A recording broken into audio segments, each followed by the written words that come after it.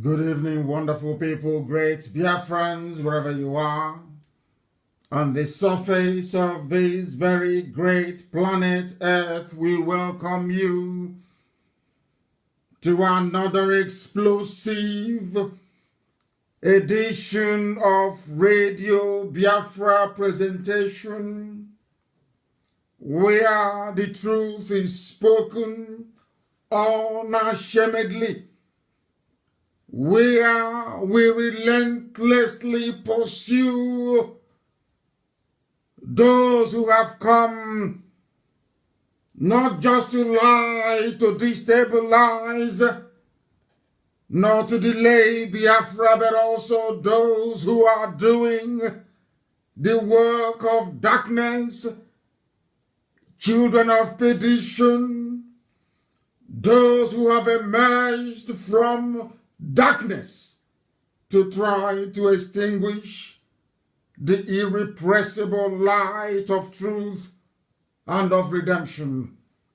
We have come that Biafra may be restored in truth and in every honesty, because we are spotlessly clean, because we are without any blemish, because we are whiter than white and whiter than snow, because before we came there was nothing like us. Now that we are here, they cannot be like us, and after we are gone, they will pray that we had lived forever. We are the children of the Most High, and across the 24 time zones on this very planet, Elohim's children are listening. Radio Biafra is not like any other. We are listened to across the entirety of humanity. That is why only on Radio Biafra do we say good morning, good afternoon, good evening, and good night to some of you.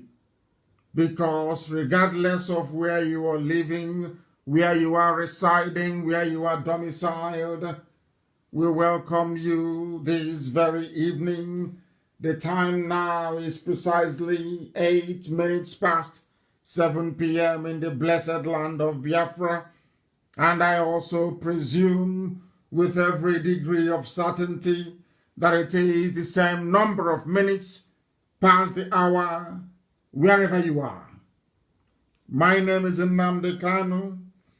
I am the leader of the indigenous people of Biafra, the largest and the most formidable mass movement anywhere on the face of this very earth.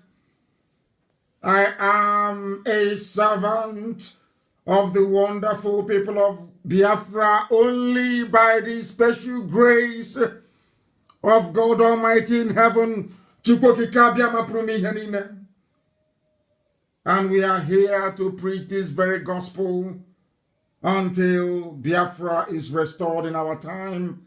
And we know and hope and pray it will be this year and not beyond this year.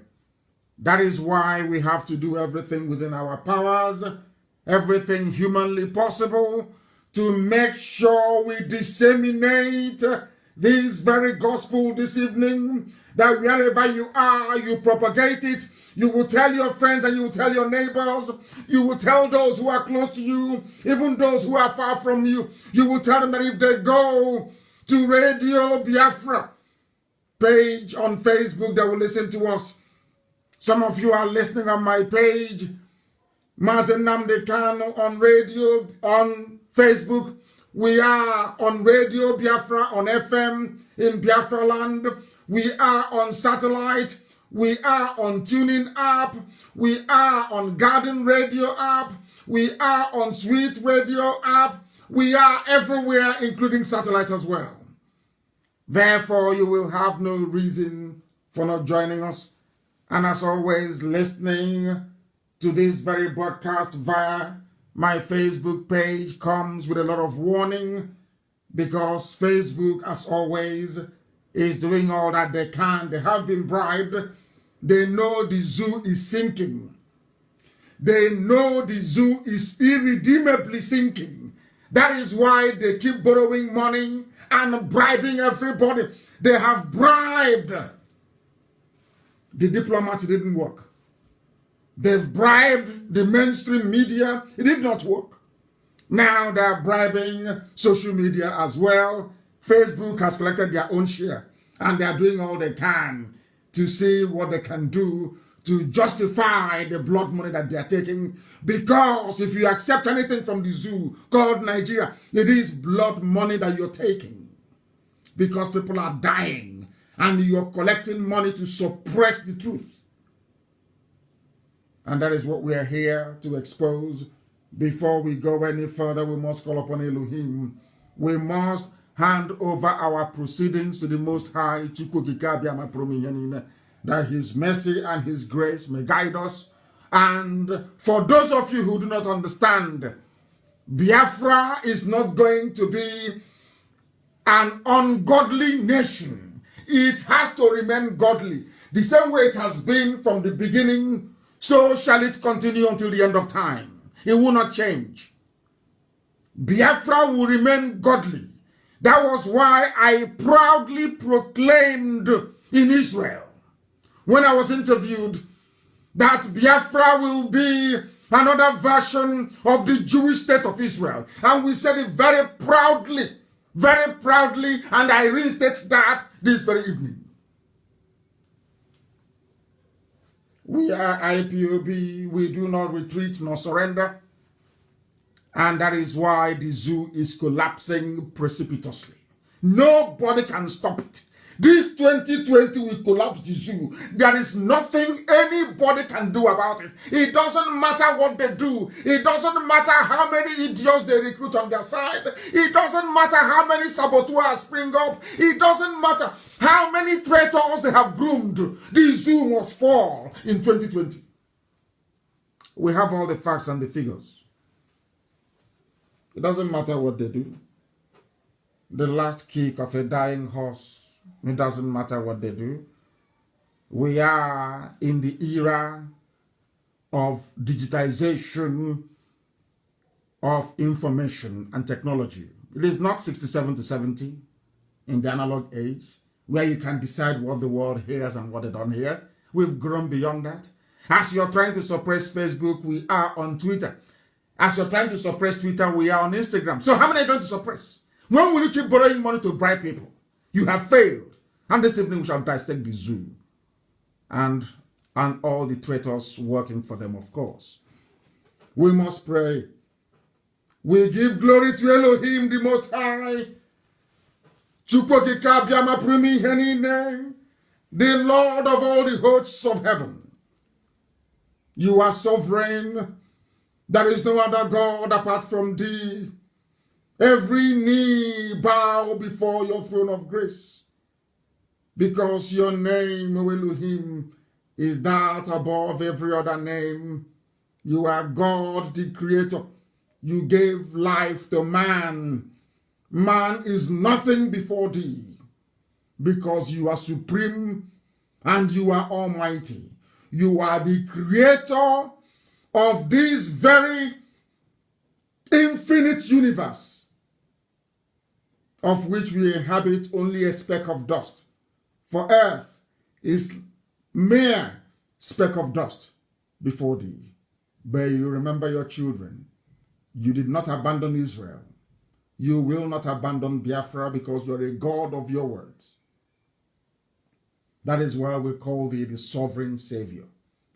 You have saved us from the Janjaweed before, 300 years ago, and this very generation, having recognized that you are the Almighty God, for we do not worship any idol, we come before thee as we do any time before we preach, to ask for your guidance and your protection. We have asked, O Heavenly Father, that you may give sense to us where stupidity currently exists, because we love thee with all our strength.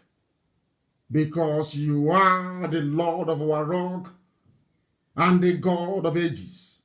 You never change. You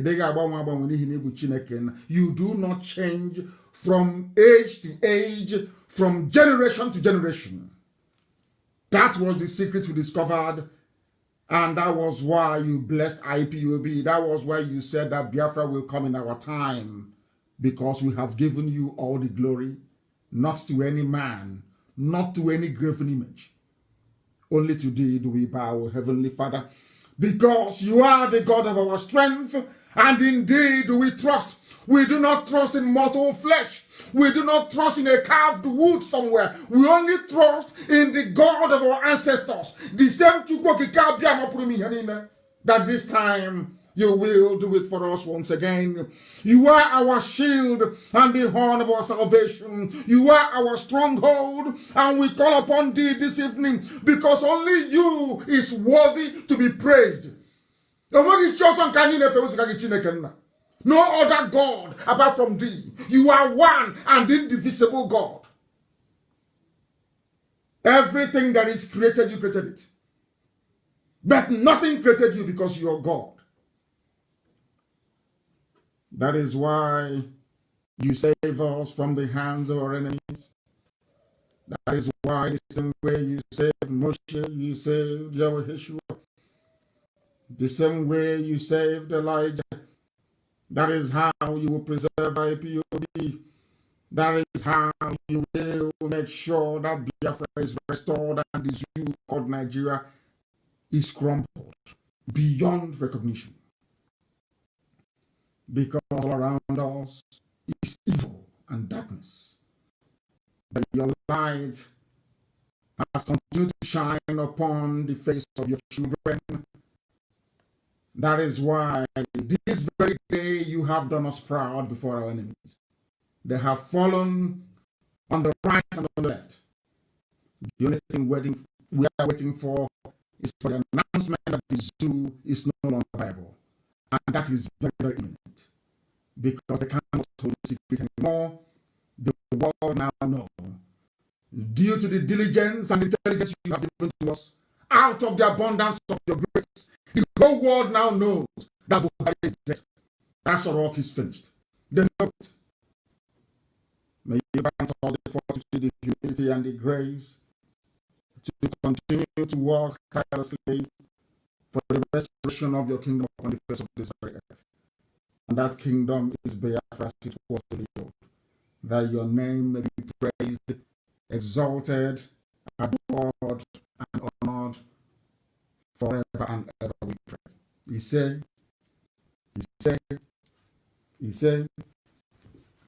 this evening without further hesitation, we must proceed to preach.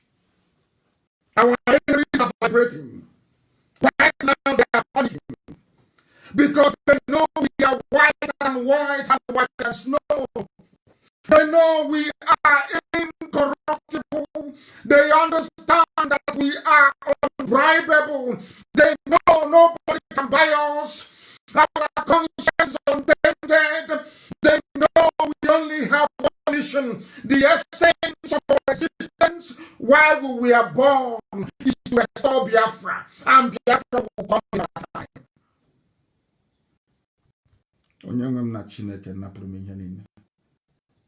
My Lord and my God in heaven, this evening we shall preach the gospel that Elohim has mandated should be preached to the children of men on this very earth. That the truth may always prevail. This very evening, we are making it very, very obvious. I want to start from the beginning. The dismantling of the zoo, piece by piece, brick by brick, zinc by zinc, rod by rod, the dismantling of the fraudulent edifice called Nigeria. Where they have been, where they are going, and where they are going to end up. It's all been one massive, organized, colonial fraud, presided over by a very backward, primitive, uneducatable tribe.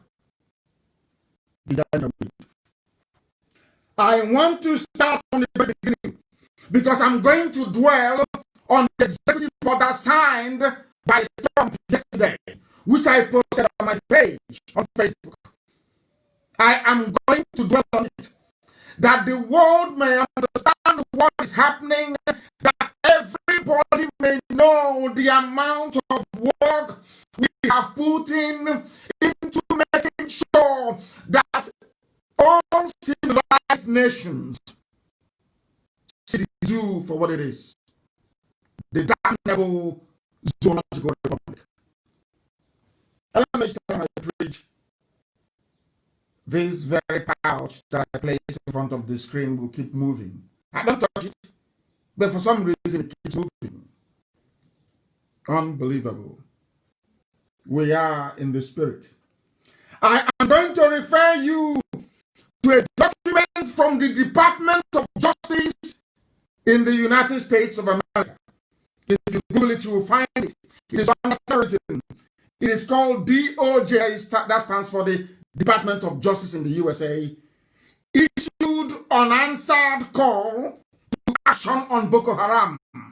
You may be wondering why I am going back to 2016 to start our program this very evening. It is very, very critical that you follow this presentation methodically. You have to be able to reason things through.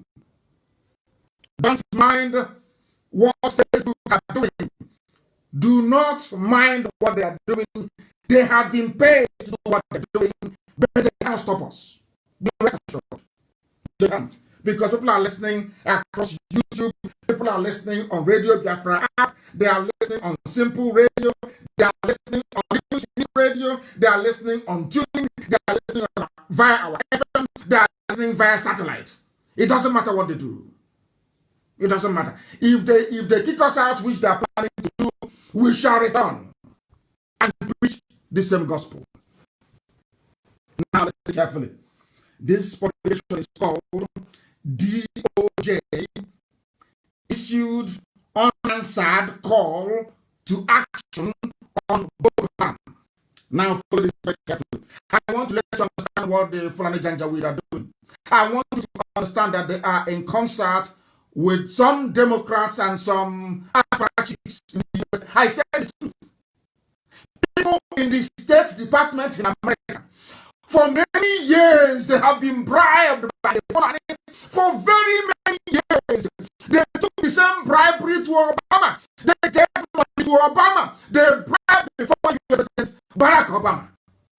And right now, you will be shocked how I came to be in possession of this very critical information. And that is why Facebook is messing up. I don't want people to hear it, but people are listening all across a plethora of platforms. So it doesn't matter what you do. You must preach it. And why am I talking about Obama? I want to tell you that the agreement between the British and the Fulani has collapsed. And the only person that collapsed it is Trump. I want the world to understand this. The only person that collapsed that devilish arrangement whereby the Fulani have been guaranteed in perpetuity, the advancement of their hegemonic interest right across the whole of West Africa, not just in the zoo. As long as Britain gets their free oil, as long as there is enough money to pay every successive director of the United States Department of State, as long as there is enough money to bribe all ambassadors coming to Abuja. Before that, it was Lagos. As long as they have enough money, they were prepared to do anything they like to kill as many people as possible, to run the government into the ground, to go like there is no tomorrow, to display their mediocrity at its very worst. Yet they remain in power. It was Obama that brought in Buhari before he died. It was the same cabal at the U.S. State Department, United States State Department in Washington. They bribed them, gave them huge sums of money, so that anything to do with Nigeria that comes to their desk, they'll say, no, Nigeria is too big to break. Oh, it's too big. There'll be regional instability. Once you break Nigeria, there'll be so much digitalization, 800 languages, 500 tribes, so much. And you keep telling them, but people are dying every blessed day. They'll tell you, oh no, it's not just possible. Nigeria is too big to fail. That is what they keep telling us. Do you know why they say that to us? That Nigeria is too big to fail? Because their pockets have been lined with money. Money that was meant to go to schools, to roads, to hospitals. Nigeria, Fulani are using to bribe diplomats. They are using it to bribe people inside the United States Department of State that now is heading. Fact. As I said, how we came across this. Let's continue very, very slowly. Now, this is a publication by a highly regarded investigative journalist, J.C. Derrick. He was trying to argue in 2016, why did it take so long for the Democrats to label or to tag Boko Haram as a terrorist group, having seen what they have been doing to people?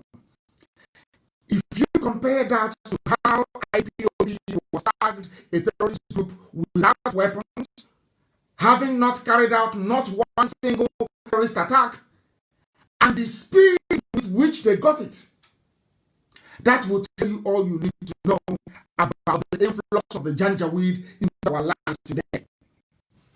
Listen very carefully, please. The Department of Justice and the DOJ forcefully argued the United States government should designate the Nigerian group Boko Haram a foreign terrorist organization in January 2012. Nearly 2 years. Nearly 2 years before the State Department finally acknowledged this threat. In other words, as Boko Haram were killing and bombing and massacring people, those people in the United States State Department, in the payroll of Fulani, not Fulani, but Fulani, kept blocking every move to designate or recommend that Boko Haram should be designated a terrorist group. Mind you, most of them are white people. They took bribe from the Janjaweed. The people are coming to kill everybody in the south. They took money from them in order to delay the designation of Boko Haram as a terrorist group. Now listen carefully. The documents obtained shows that Obama administration officials recognized that Boko Haram was very, very deadly. But under Hillary Clinton, they refused to acknowledge the damage that Boko Haram was doing on people. Even as the victims were multiplying, as they were bombing and killing Christians in the north, Hillary Clinton did nothing. Obama did nothing. And when they got the report to designate them a terrorist group, they said no. I am heading somewhere. That is why I want to use this as a background. We are heading somewhere. That's the place we are going to. And in a short while, you will see how we shall arrive at the destination of ours. DOJ, that is the Department of Justice, the USA, sent the documents to Senators Chuck Grassley, Republican, Iowa, David Vita of Republican Party in Louisiana. In response to a letter of inquiry they jointly sent to the Attorney General, Loretta Lynch, in September. Among a list of requests, The senators asked for all relevant communications. Listen, asked for all relevant communications regarding the years-long process to officially designate Boko Haram as a terrorist group. Why did they ask for those documents? Because the senators realized that money had exchanging hands. Some people were reluctant in the State Department to recommend the designation of Boko Haram as a terrorist group. Due to that very reluctance, the senators wanted to know, why did you delay? When no, should I say, useful answers were forthcoming, they decided to ask for all the documentation between Nigeria and the State Department to be made available to them. Listen carefully, please. Very, very carefully. One document was the then Attorney General was Eric Holder. He wrote a letter to the Secretary of State, John Kerry, approving or asking them to designate Boko Haram as a foreign terrorist organization in October 2015.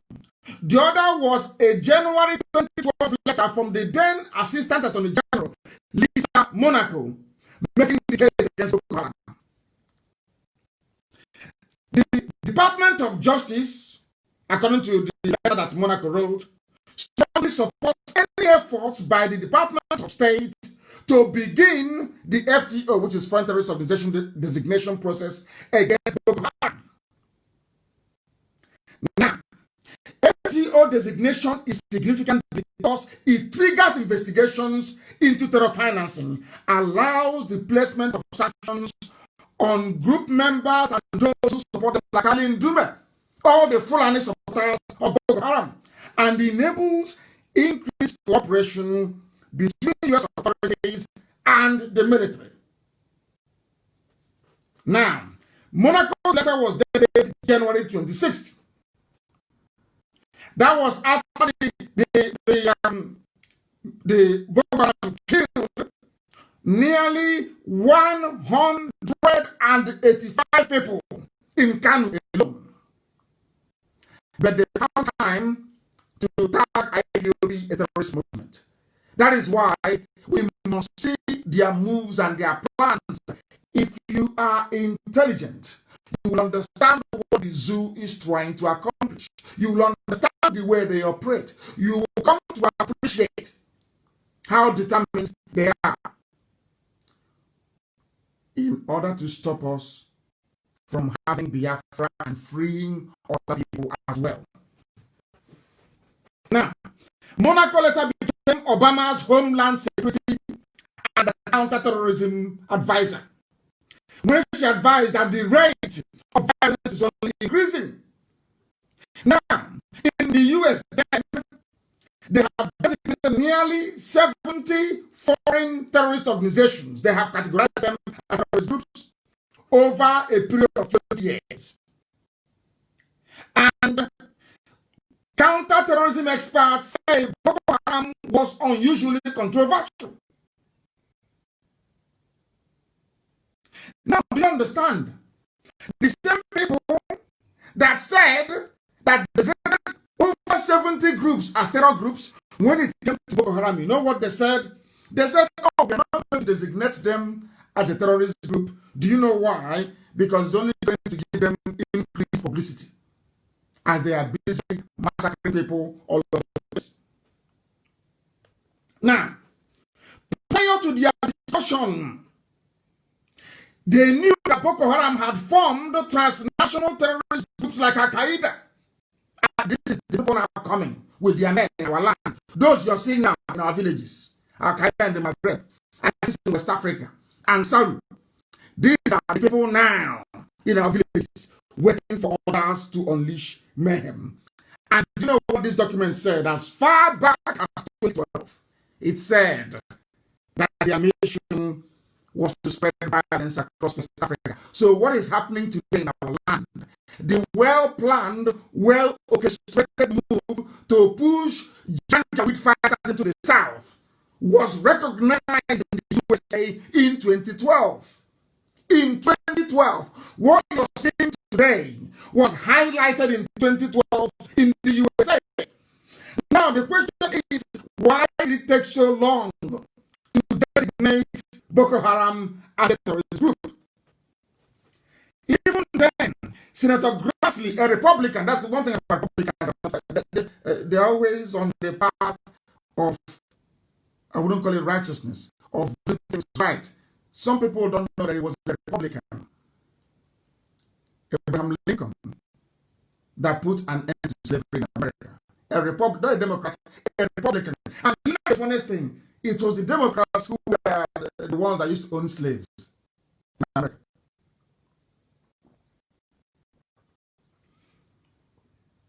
Senator Grassley asked them, why are you delaying? He wrote that these delays must be stopped before another attack needlessly destroys the lives of innocent civilians. A Republican senator asking Obama's administration, asking Hillary Clinton, why are you delaying in designating Boko Haram? Because they have taken money. Now, that is the background. Let us look at what happened earlier today, or yesterday night. And before I do that, there is a picture, because they have all these people. They have, when Britain planned to replace Buhari, the dead Buhari, with body doubles and Jubril and all the rest of Britain was in on it. Not the administration of Boris Johnson, I must say. Boris Johnson doesn't want anything to do with it. That is why I am confident the zoo is collapsing this year. Boris Johnson doesn't want to be tainted with such how can I put it, such abominable crime against democracy. He's a bad man. Boris Johnson is a typical U.S. conscientious Republican senator. He doesn't want to be tainted. He doesn't want his name associated with the fraud going on in Nigeria right now. He said he doesn't want a part of it. He doesn't want anything to do with it. That is why they are panicking in the zoo right now. As I'm talking to you, they are listening to me and they are panicking because they know that I know that the zoo is over.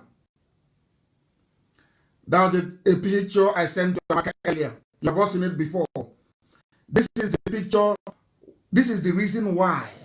For two reasons. One, this is why Bukola Saraki is not being prosecuted for corruption and embezzlement of funds. This very picture. This same picture is the confirmation that all of them in the government, they know that Buhari is no more. Everybody knows that. Even that government that stopped Buhari from entering his office as they claim in 2017, that same cockroach even knows. Look at that picture. Amaka, please try and publish that picture. Tell me if this boy here with Bukola Saraki is Buhari that you know. Now, due to our consistency and determination, the whole world now knows that Jubril replaced the dead Buhari, and that even Jubril himself is no more. Are you aware of that? You know Jubril God is dead as well. Are you aware of it? Now, look at this boy with Bukola Saraki. Every intelligence agency in the world, including Israel, they know that Buhari is dead. Every intelligence in the world, they know. It is Britain, every administration since the coming in of the dead Buhari in Britain had supported this fraud. This fraud was supported by Britain. Look at that boy and tell me if this little boy here, maybe the age of our last born, tell me if this boy is Buhari. Look at the way he's with Saraki, because Saraki knows. That is why they cannot prosecute him. When Saraki, remember, there was much talk about Saraki going to prison, that they would jail him. He was a Senate president. He was giving Buhari a hard time. I'm sure you all remember.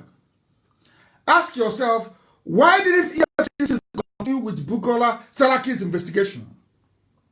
It is because of this picture. I want this picture everywhere. Look at the picture. That is why, because Saraki said to them, any day you write to me again or tell me nonsense of prosecution, I will tell the whole world that this boy you told me is Buhari, this little boy I'm looking at here that I saw in the mosque, I will tell the whole world he's not Buhari, that Buhari is dead. That was why they left me alone. Have you asked yourself why they left me alone? He was in PDP. They're not persecuting PDP people. Have you asked yourself why they left Bukola Saraki alone? Because of this little boy. And I ask everybody in the zoo, even the most foolish idiots in the zoo, including pigs and swines, I want you to look at this picture and tell me, all of you people talking about, oh, it's Buhari, what they are saying, what the name they can is, I want you to look at this picture and tell me that this is Buhari. Because this is the very reason why, despite years of looting and what I'll say outrageous, I would say rampant stealing by Bukola Saraki, he is not facing the threat of jail. None whatsoever. You can see the reason why.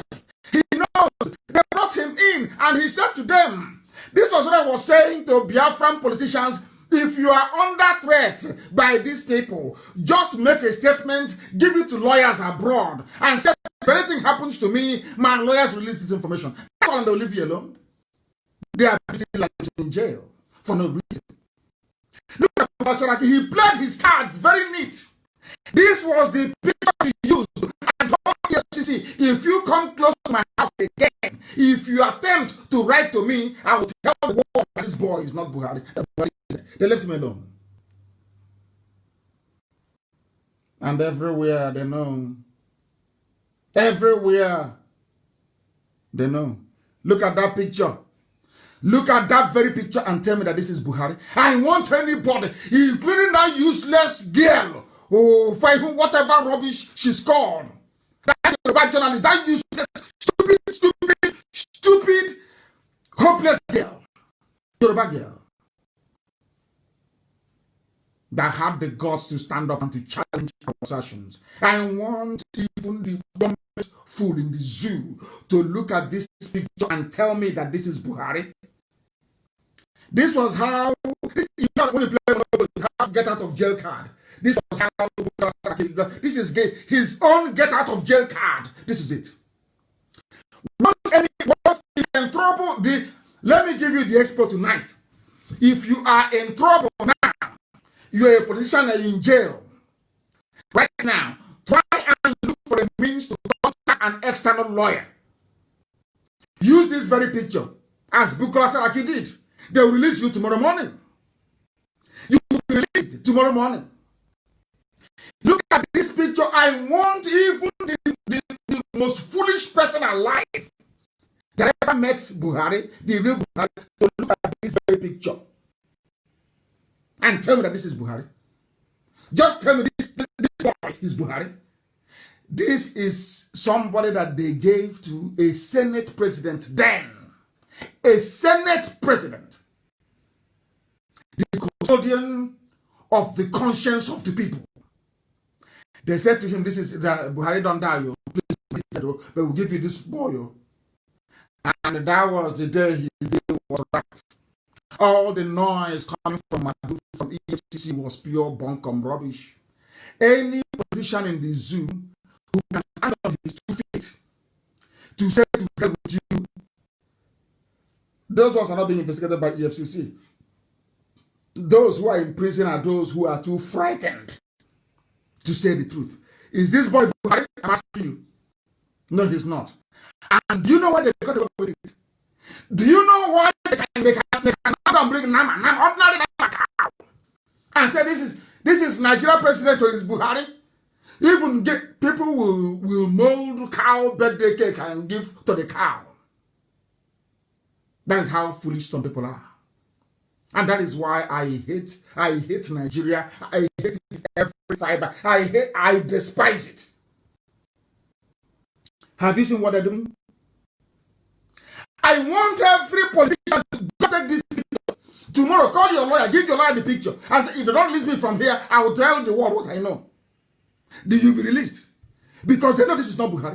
That is how your mates are out of prison, but you are in prison. Because you don't have the metal. You don't have the balls to stand up and say, enough is enough. Is this boy Buhari to you?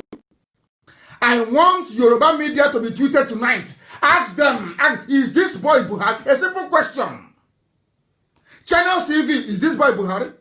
Daily Trust editor, is this boy Buhari?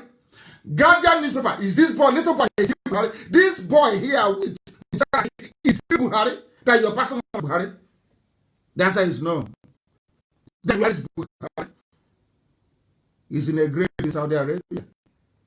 And instead of people to focus on bringing the zoo down, they sent their agents to try to distract us. We are focused back on the things that matter, which is to collapse and give everybody freedom, including those houses who are being massacred now as I speak in Southern Kaduna, to give everybody hope and freedom. Not just Biafrans, I said everybody. Some of them who are slaves in Yoruba land in Kwara can go with the Janjaweed if they want. Freedom for all, not just for Biafra, for everybody. That is what IPOB is about. That is what I represent. Not subjugation, the freedom, I mean absolute and total freedom for everybody. That the world may know that even in Africa there are some people that still possess some thinking faculty. Now, having gotten away with murder, do you see how the zoo in Nigeria made it possible for the world to delay recognizing Boko Haram as a terrorist group? Whereas it was Igbo governor, so with Ohanezel, they were the ones who invited Abakari to proscribe IPOB. They and his group with Igbo governors invited. Oh my goodness. I don't want to mention Sabo tonight. The governors, they invited them, come and they proscribe. They want to get a result, had a meeting and proscribe. But Boko Haram, to tell you how ingenious the Fulanis are, they even went as bribing white Americans in America, because they were the ones that set up Boko Haram to fight Jonathan, to make life horrible for Jonathan's administration. Fulani were busy bribing people in America, bribing them to make sure that Boko Haram is not recognized as a terrorist group. Whereas that is how things are always in Biafra land. I don't know the type of people who are there. Even in our own case, we have no guns, nothing, not even ordinary catapult. It was our own people that went and called them to come and prescribe. What does that tell you about your suffering and your pain? That's why I said that God wants to teach people a lesson, a very bitter lesson, so that in the next 200 years, the stories will be told when they say, oh, why, Daddy, why do we have a mosque in our village square? Then they will say, your ancestors, they refer to Modo. They sold us out. Your governors, they sold us out. That's why they are here. You think you can cheat God? You think you can be this wicked and you cheat God? You're dreaming. Now we come to the crux of the matter. Why I keep telling you with every certainty that the zoo is gone this year. That was before President Trump signed this executive order. It's on my page. Some of you have not read it very well. As in making with the zoo, people only go for headline. That's after the headline is all over. They don't get the substance of the article. But I'll try to do so for you. Donald Trump yesterday, listen carefully, please, signed an order yesterday directing that State Department. I told you, when I say the whole world, listen to it,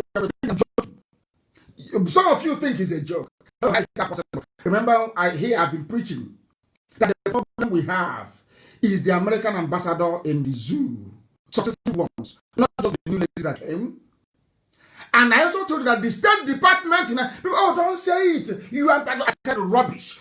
As long as it is the truth, I must speak it. It doesn't matter who is affected. Once it is the truth, I'm under divine instruction. And I will speak truth always. Even if that truth leads to my death, you must speak it. You must speak the truth always. And I did. I told you live on air. State Department in America, we've been going to USA. Anytime we get too close to State Department, something will happen. Something will always happen. Senators are fine. Lawmakers, congressmen and congresswomen, they are fine. Anytime it's time to go to State Department, something happens. 4 times, meetings were arranged between me and officials of the State Department. Last minute, something will happen. Either the laptop or something happened. I came back and I told people, in DC, that something is wrong. Something is wrong there. Go and investigate it. Now this is what Trump has done. Listen, to tell the whole. When are you going to get Biafra on Twitter, on social media? You know, people who didn't go to school, they don't understand. They don't know how these things work. They have no, zoo is very, rather than actually enriching or enhancing your capacity to learn. What Nigeria does is to infuse in your brain what I call a primitive code of reasoning. Very primitive. And I feel sorry for them. Listen carefully, please. Trump signs order directing State Department, USAID, to take action on global religious freedom. Because, of course, they cannot say Biafra, because they cannot be seen as encouraging or seen to be encouraging the division of the country. That is a no-no, is a no-go area. So you can find any other flowery diplomatic language to wrap it around, but you cannot use the word break. You can't. Now listen. President Trump on Tuesday quietly signed an executive order directing the State Department to take more concrete, that same State Department, remember, directing the State Department to take concrete action in countries identified as violating religious freedoms. For example, you know who we're talking about. Assigning $50 million to support such efforts. For the first since 1960. Since 1960, the well-crafted British engineered the stranglehold on the U.S.-Africa foreign policy. Since 1960, that is what God is marvelous. This Elohim we worship is immense. People, you don't know how far we have gone, do you? You have no idea. You have no clue. You don't know how big IPOB is. I laugh at on social media. I laugh at the fools. Listen carefully. There is a well-coordinated effort run by the British. The British, all these years, they've had the US in their pocket. Once America wants to say, but Britain say, no, don't mind that, everything is okay.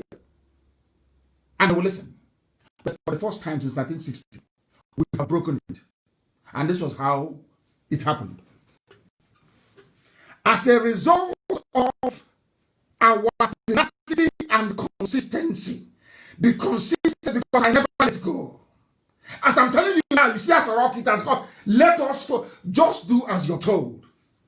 The consistency of IPOB and other conscientious bodies in the world, especially in the USA, have come together to break that very yoke, that burden that Britain placed on all of us through Fulani. My only hope is that EU will follow suit shortly. Our coordinated diplomatic consult is working. You cannot say it is diplomacy, is like Twitter. You don't say it. Oh my goodness, it is deadly. I can assure you. It is working. It is an expensive business, but it is working. Why do I say that? Let me read the executive order for you that Trump actually signed yesterday in the White House. By the authority vested in me as president, by the Constitution and the laws of the United States of America, it is hereby ordered. Please follow carefully. It is hereby ordered, Section 1, religious freedom. America's first freedom is a moral and national security imperative. Religious freedom for all people worldwide, not America anymore. They have now gone into the world. Worldwide is a foreign policy priority. For the first time, is a priority for Trump. Priority for State Department. Priority. And the U.S. will respect and vigorously promote this freedom. As stated in the 2017 National Security Strategy, our founders understood religious freedom not as a creation of the state, but as a gift of God to every person and a right that is fundamental for the flourishing of society. Do you know when we went to America? We meet officials and they will say to us, oh, that is only stars and headers. They are clashing. I said, no. Ask those that went to it. I will say, no, it's not from us. It is Islam against Christianity and other religions. They said, no, it's farmers, there is a problem, there is a drought. I said, no. I proved it to them that it is a well-organized, well-funded, well-coordinated Islamic onslaught on the South. Meeting after meeting. Meeting after meeting. In some cases, we'll be in Washington for a week. Meeting after meeting. The same thing, I never change. The same view, all I will tell them. It is nothing to do with farmer header clash. No. These people are coming to take our land, to burn churches, to destroy our way of life. And now it has gotten to the main man himself, and his side says that. We'll continue. Now, Trump said, I am going to prioritize international religious freedom. He gave them time. He said, within 180 days from yesterday, that's why I said, within 180 days from the date of this order, from yesterday, 180 days from yesterday, the Secretary of State shall, in consultation with the administrator of the United States Agency for International Development, that's USAID, develop a plan to prioritize international religious freedom in the planning and implementation of United States foreign policy and in the foreign assistance program of the Department of State and USAID. He is not giving order direct to State Department. Do you know who they are? They're the ones that ship ambassadors all over the place, including one in the zoo. They must now prioritize this. Whereas before, every diplomatic dispatch from Abuja to Washington has always been, oh, it's a farmer clash. No more. It will not be investigated. If once an ambassador says it's farmer clash, it will be investigated. That was what we achieved. I give Elohim the glory. But we worked tirelessly hard for this to come to pass. Listen very carefully, please. This executive order, if you don't know, calls for the advancing international. And it is now asking the State Department to fund programs that promote and protect religious freedoms abroad. How do you protect against the Janjaweed? AK-47. We'll come to that later. Trump continued.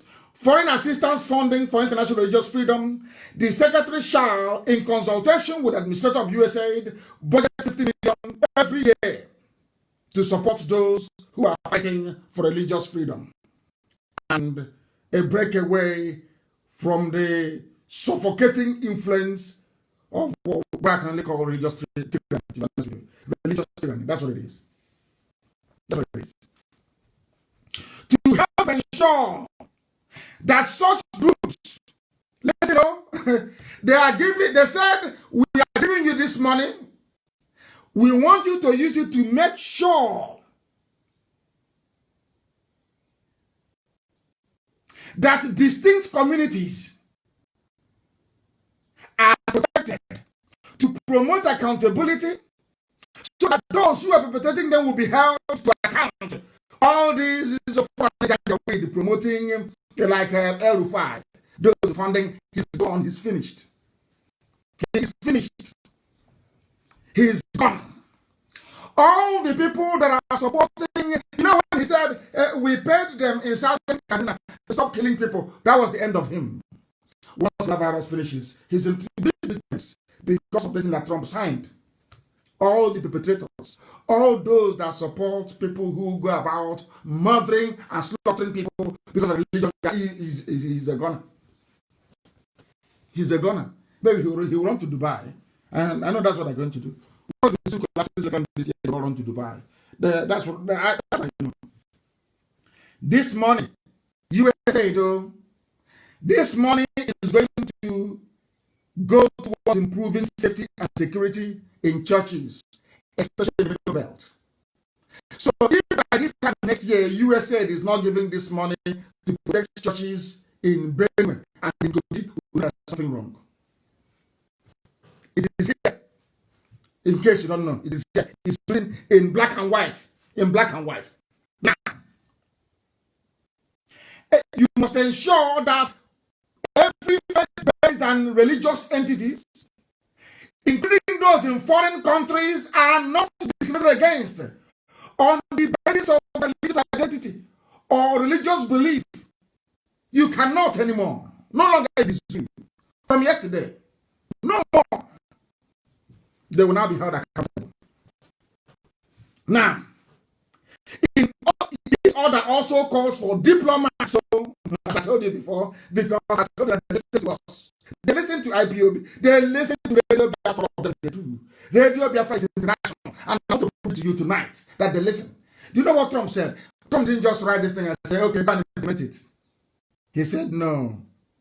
This order calls for diplomats to increase efforts in raising concerns that are now asking the U.S. ambassador in the zoo any time that is an atrocity in Nigeria. You must raise it. You must query. You must ask what is going on.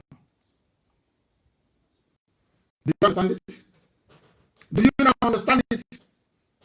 They can no longer pretend nothing is happening. The heads of all agencies shall, when appropriate in coordination with the Secretary of State, raise concerns. You must tell us. This is the body language. You must let us know what is happening. Unlike what has obtained in the past. Now, do you know what they said? Oh my goodness, Trump, unbelievable.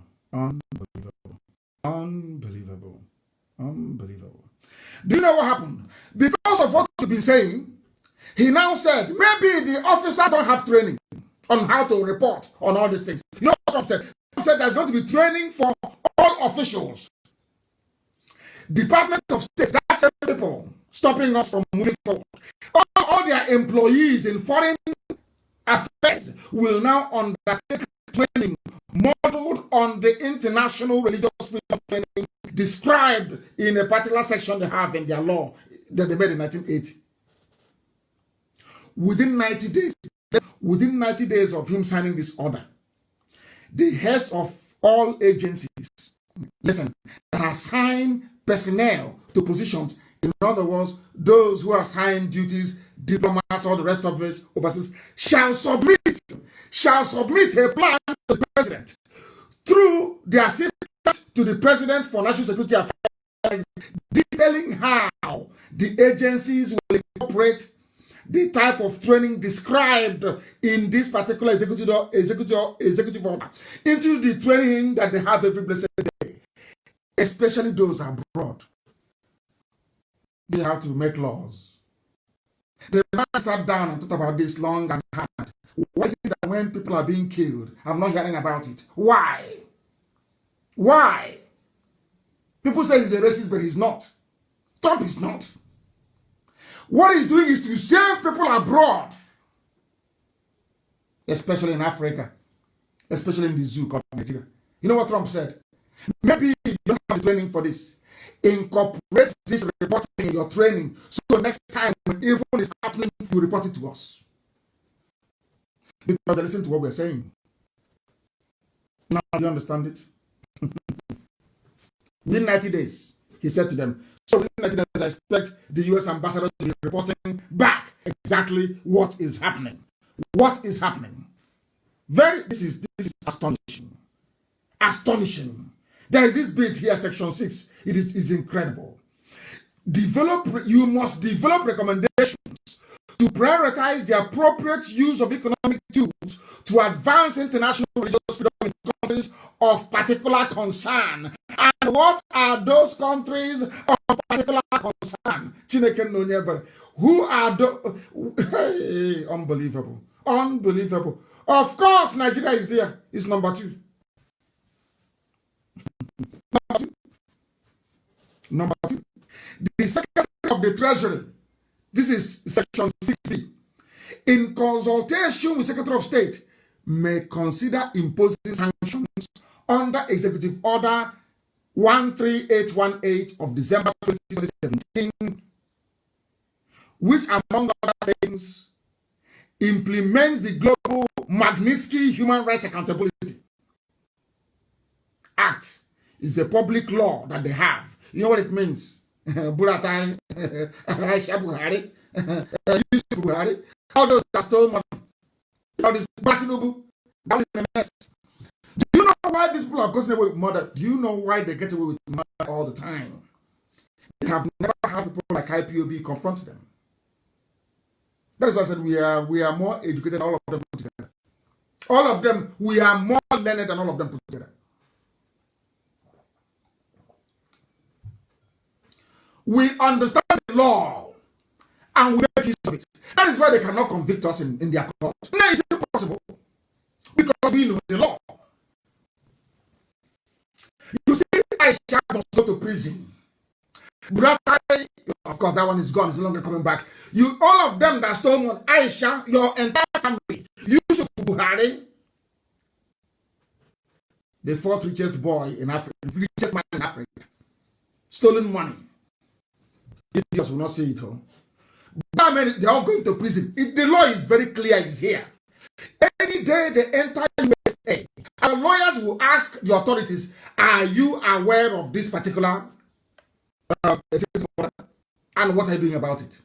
They are in a very serious mess. Now they have described countries of particular concern that they have.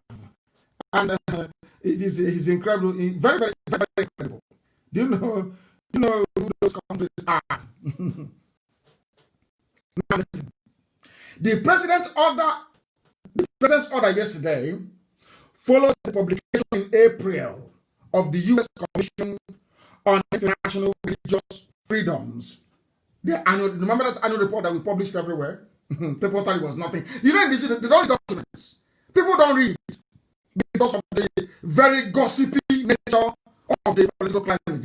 Is a climate that feeds on gossip, not on facts and figures, only gossip. Because when this particular report was published in April, it was widely circulated. Remember, this independent group, now mapped out countries that need to be looked at. That needs to be looked at, of course. For 2020, you know what they said? They recommended a new designation for Nigeria. Nigeria is number 1 on the list. Oh, dear me. Oh, dear me. This particular legislation imposes sanctions on foreign individuals. Aisha Buhari, Buratai, of course, Abakari is dead. Tinubu, El Rufai. That is what it says here. It imposes sanctions on foreign and entities responsible for human rights abuses. Finished. Finished. It is here. Very clear in black and white. Now, that is the work we have been doing that you may not have seen and you cannot see it. It's only when results like this come out that we can tell you. All that time you see us in the US, that's what we've been battling and discussing. Others are doing the same thing as well. It's not only us who are being killed, others are doing the same thing as well. That is why when you are together and you create pressure or you make so much noise about something that is righteous, people listen to you. That's how the world works. That is why we must be on Twitter. That is why we must be on social media. That is why we must keep on every blessed day. He's in America. He took picture. Have you seen it? We have broken this IPOB. We have broken the Fulani Janjaweed corrupt stranglehold in the US. It's broken by this executive order yesterday. For years they have bribed, lied, blackmailed US diplomats into believing that if you go abroad and want to lobby, they will say to you, oh no, but it's a Fulani, go and bring them. That's bribery working. That's why they keep borrowing money every day, to keep bribing, including Facebook as well. Fulani war chest, as of today, is $22 billion. And they have gone even to go and borrow more money.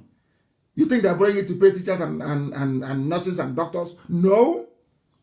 It's to maintain their stranglehold on the zoo. And if the zoo falls, at least they'll have some money to start life over again. Fulani war chest is huge. They use monopoly, like having. They use what I call state interventionist policies, like the banning of stockfish from Aba, no more. Textile, no more. Obasanjo did that one perfectly well. No textiles in Aba. Second-hand clothing, no more. No stockfish. Whereas before we can go to Iguacha and bring in container into Aba, no more. Closed, sealed. Economic strangulation. So that all the wealth, all the concentration of the, if you want to make money, you go to Lagos or you go to Abuja, you go to Kano or you go to Kaduna, you go to Zaria, you go to Sokoto, or you go to Bauchi, or maybe Meduguri. A deliberate economic policy that some people cannot see. That makes me wonder why people still talk about one Nigeria if you're a Biafran. I don't understand it. If water seaport is not working, Calabar seaport is not working, and Mechi is busy building a rail line between Lagos so they can make him president. He's not. Sarawiwa tried it and they ended up killing him. Do you see how they roll? Do you see how they have managed to make you poor? To hold you down in perpetuity. And those are the chains IPOB is breaking. But sadly, some traitors cannot see it. You cannot see it. Look at what they are doing. All the money spinning and lucrative sectors of the economy, you only have Janjaweed, the Fulani there. Is it a surprise? MNK, customs, the oil sector, anywhere that money is coming in mining, everywhere there is money, you have Fulani there. You think they're doing it because they love you or they want to serve in office? It is called economic stranglehold. They're holding it. The same way they held America since 1960. It's only this year that we broke it. This year, all these years we've been working. I called it diplomatic strangling. I would destroy the zoo diplomatically. And it hasn't happened. Did you not hear me when I said I used the phrase diplomatic strangulation? Didn't you hear me? Didn't you hear me when I said it? Is it not happening now? Is it not happening now? I'm asking you. Hey, Elohim is in heaven. When I say Elohim, forces of darkness, they flee. I must call upon the Most High. NMPC, everywhere there is money, you see Janjaweed, they are there. They're telling about one Nigeria. He must dominate you. They want to dominate everybody. But what are you doing? You are destroying people, not dominate. You destroy. Because listen to the psyche of an average zoo animal. Because if you're a Nigerian, you're a zoo animal. Let me tell you why you're an animal. You killed Biafran people, 5 million. Because you claim, of course, firstly, of course, that Nzogo carried out an Igbo coup and killed a few northern officers. Is that correct? How many was killed? Very few. Good. How many people have died under the rulership of these Janjaweed people since Buhari took over? How many people? These are people who paid. El-Rufai paid money to terrorists. They said they're from Mali, from Chad, from Niger.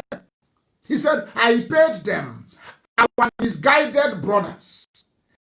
A president so-called calling terrorists his misguided brother, or his brothers, so to speak. And you all forgave him, if I'm to go by the rubbish you're doing in the zoo, and you voted for him again. How many people have they killed? How many? Who created them? Who are their sponsors? These are the people that named Buhari at one point as the chief negotiator when he was alive. He was the one that said an attack against Boko Haram is an attack against the North, which Tinubu paid Google to remove. But we have the picture caption. You forgave them. Voted for them again. But you cannot forgive an Igbo man because an Igbo man led a coup that killed less than 50 people. But you can forgive a man that is presiding over the wholesale slaughter of villages in broad daylight. Do you see how warped the brain of a Nigerian is? Do you see why I hate the word? That name Nigeria makes me sick.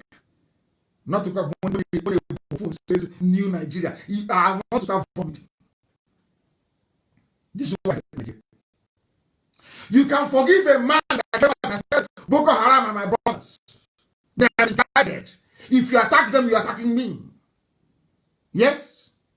You can forgive such a man and claim to have voted for him again. I say he's a good man. Legendary Zoological Republic. They are now lamenting. Those that said Igbo man, they are now lamenting. Why? That is the saying where we come from. Some people thought that we have to try and be against. We are fighting our freedom here. You have to do well to be seen to be against your own flesh and blood. I said flesh and blood, the same DNA. The whole Niger Delta nonsense. People raised with money stolen from abandoned properties. Shame! Shame! Because of shame, they can't come out. Because there's something called Oriko. I don't know if some of you who are versed in our ways, in our traditions. You can't steal from your brother and come and dine with him. You will die. Is what is holding some of them.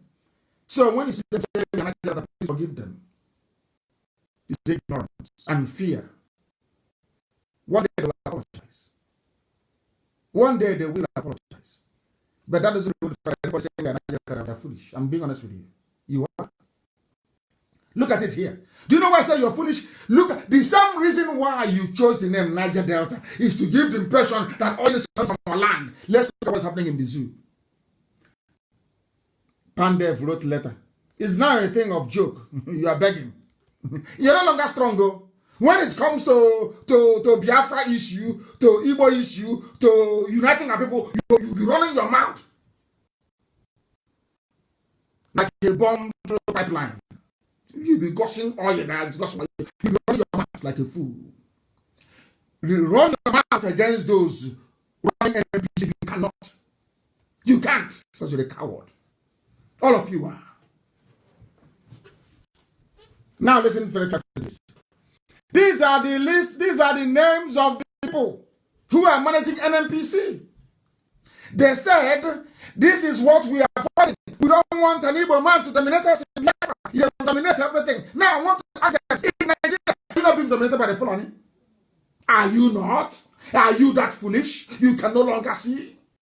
When it comes to Biafra, every idiot, got those with fake names, those with fake accounts from everywhere, they will crop up the writing rubbish. Of course, mind you, most of them are fake accounts, so run by Fulani people. I must warn everybody before you start, getting high blood pressure over it. Those are people from Fulani, or those fathered by them during the war. This was the trick they played with Hausa people. Oh, we are Hausa Fulani. When there is nothing like Hausa Fulani, absolutely nothing. A Fulani man is different from Hausa man. Different in every way. Hausa Fulani. How evil Fulani is. They hide behind the Hausa and Hausa language and committing all manner of atrocities. Is Hausa Fulani? The same thing they're doing. Oh, you're Niger Delta. Don't agree. Your name is, don't agree. Don't agree. This is France. Don't agree. Now, we want to go and check and see who is running the lives of Niger Delta people. We want to see. Check and read for them, they can hear it. Oh yeah. Now, let's know the death of my Tanti Badu. He's not from Niger Delta, mind you. He was the group managing director of Nigeria National Petroleum Corporation. That same NNPC that led some people to say we don't want to be part of Biafra, yes? Who was managing it before? My Tanti Badu. Not Tamo, not Onye. Because here I preach the truth. But most of them they prefer to be pipeline security guard. That's their contract from Jonathan's time. 400 million naira every year contract. Poverty is a disease. It's a very big disease. Very big disease.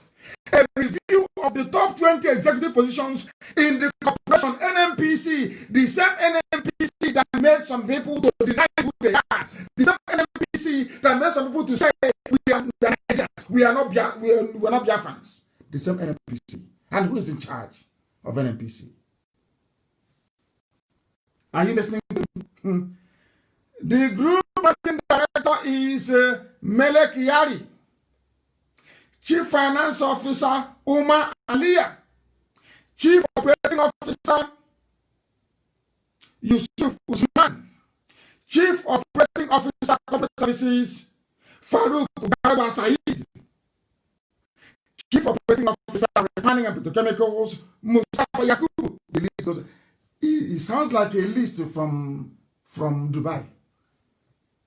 After going through all these names, I kept asking myself, are you sure? Are they Africans? Are they Africans? These people here. Musa Lawan, Omar Ibrahim, Mustafa Yakubu, that I can even understand. Abdul Kader Ahmed. Are these African names? It sounds Arabic. It's like something you hear when you travel to Oman or maybe to Kuwait.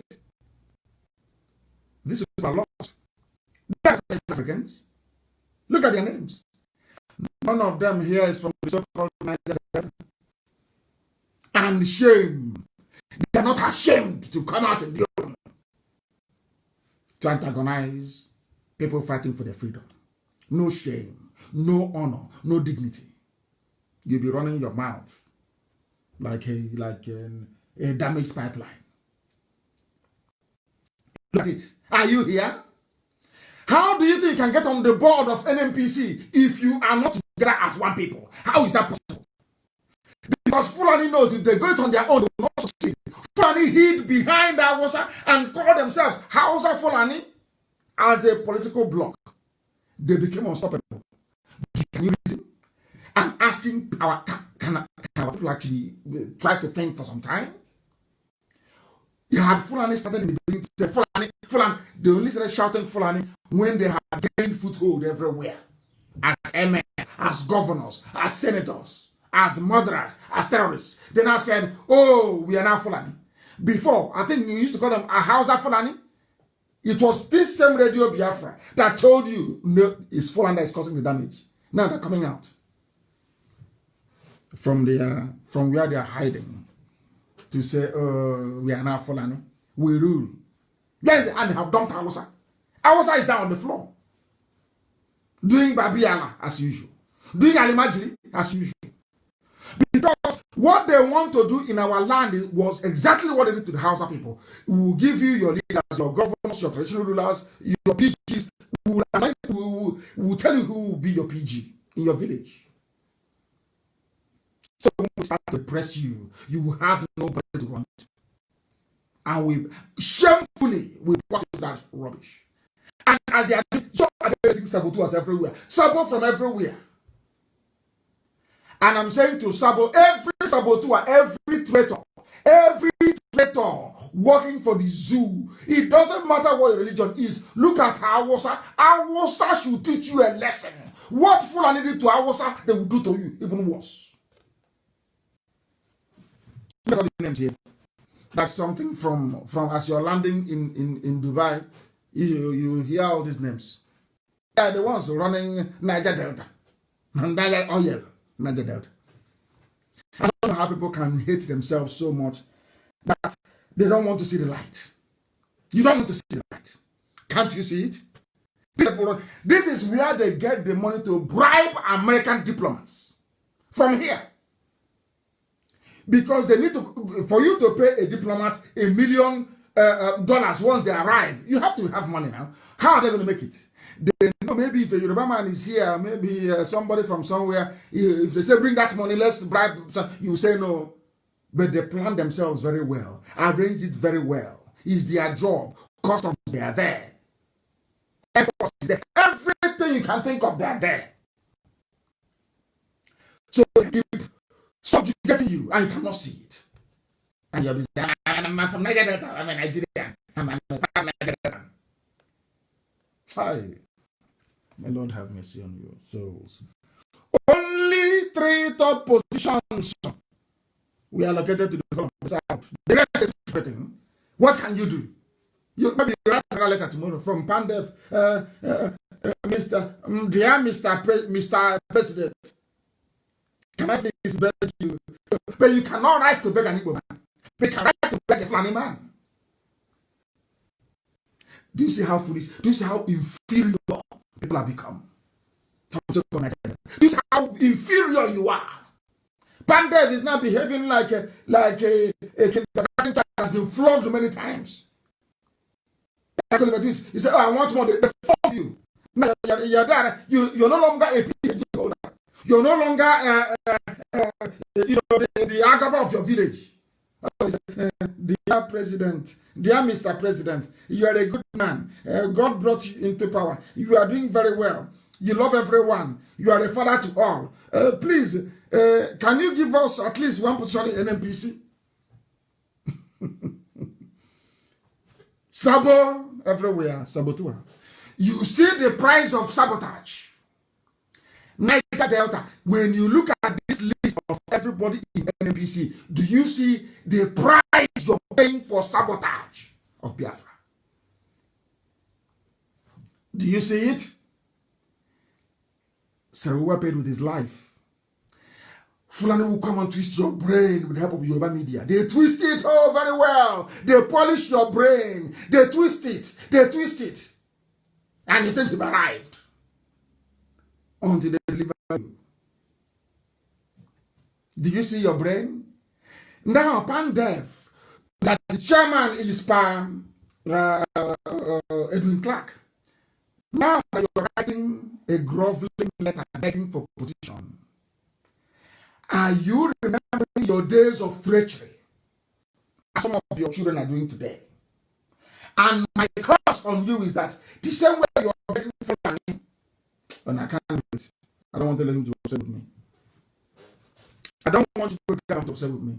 I can't curse you. Instead, I will have cursed you. And said to you that your children will write letter to beg for and they will say what you're writing. When you were betraying Biafra, do you know that one day you'll be begging? All of you betrayers, we know who you are. All of you who are agents of the North, we know you. It doesn't matter how much noise you make or how important you feel. You are nothing. You are a simple, funny, stupid agent. You are nothing. You're nobody. The same, what you're doing now was what MNK Clark did in 67, 68, 70, betraying his people.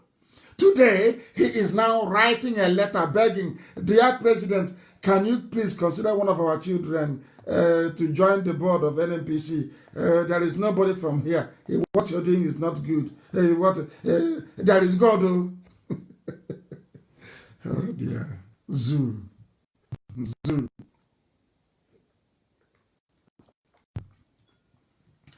That is the life of a saboteur. I tell you the truth.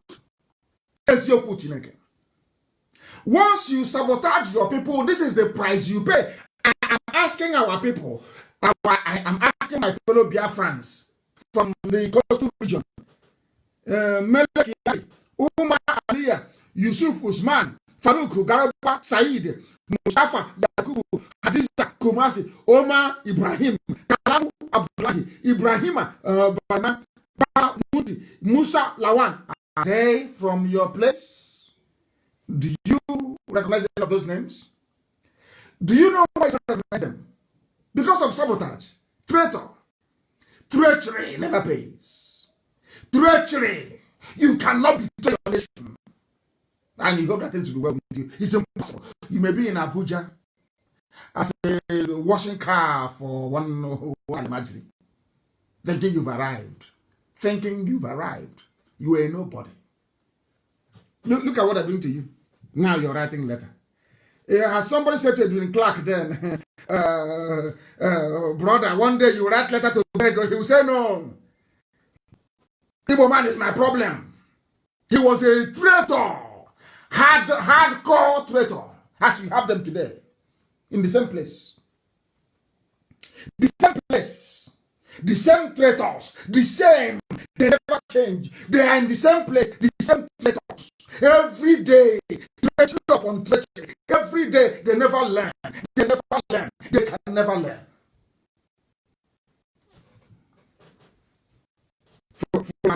For two. Let me tell you what.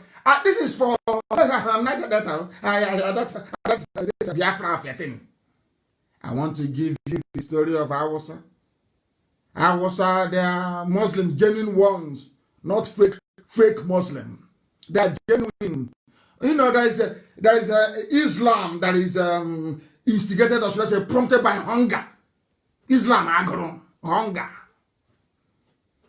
These are people that knew Islam before the Fulanis came. And they behaved exactly as some of you are today doing, traitors and saboteurs, thinking that they are serving their family and doing very well.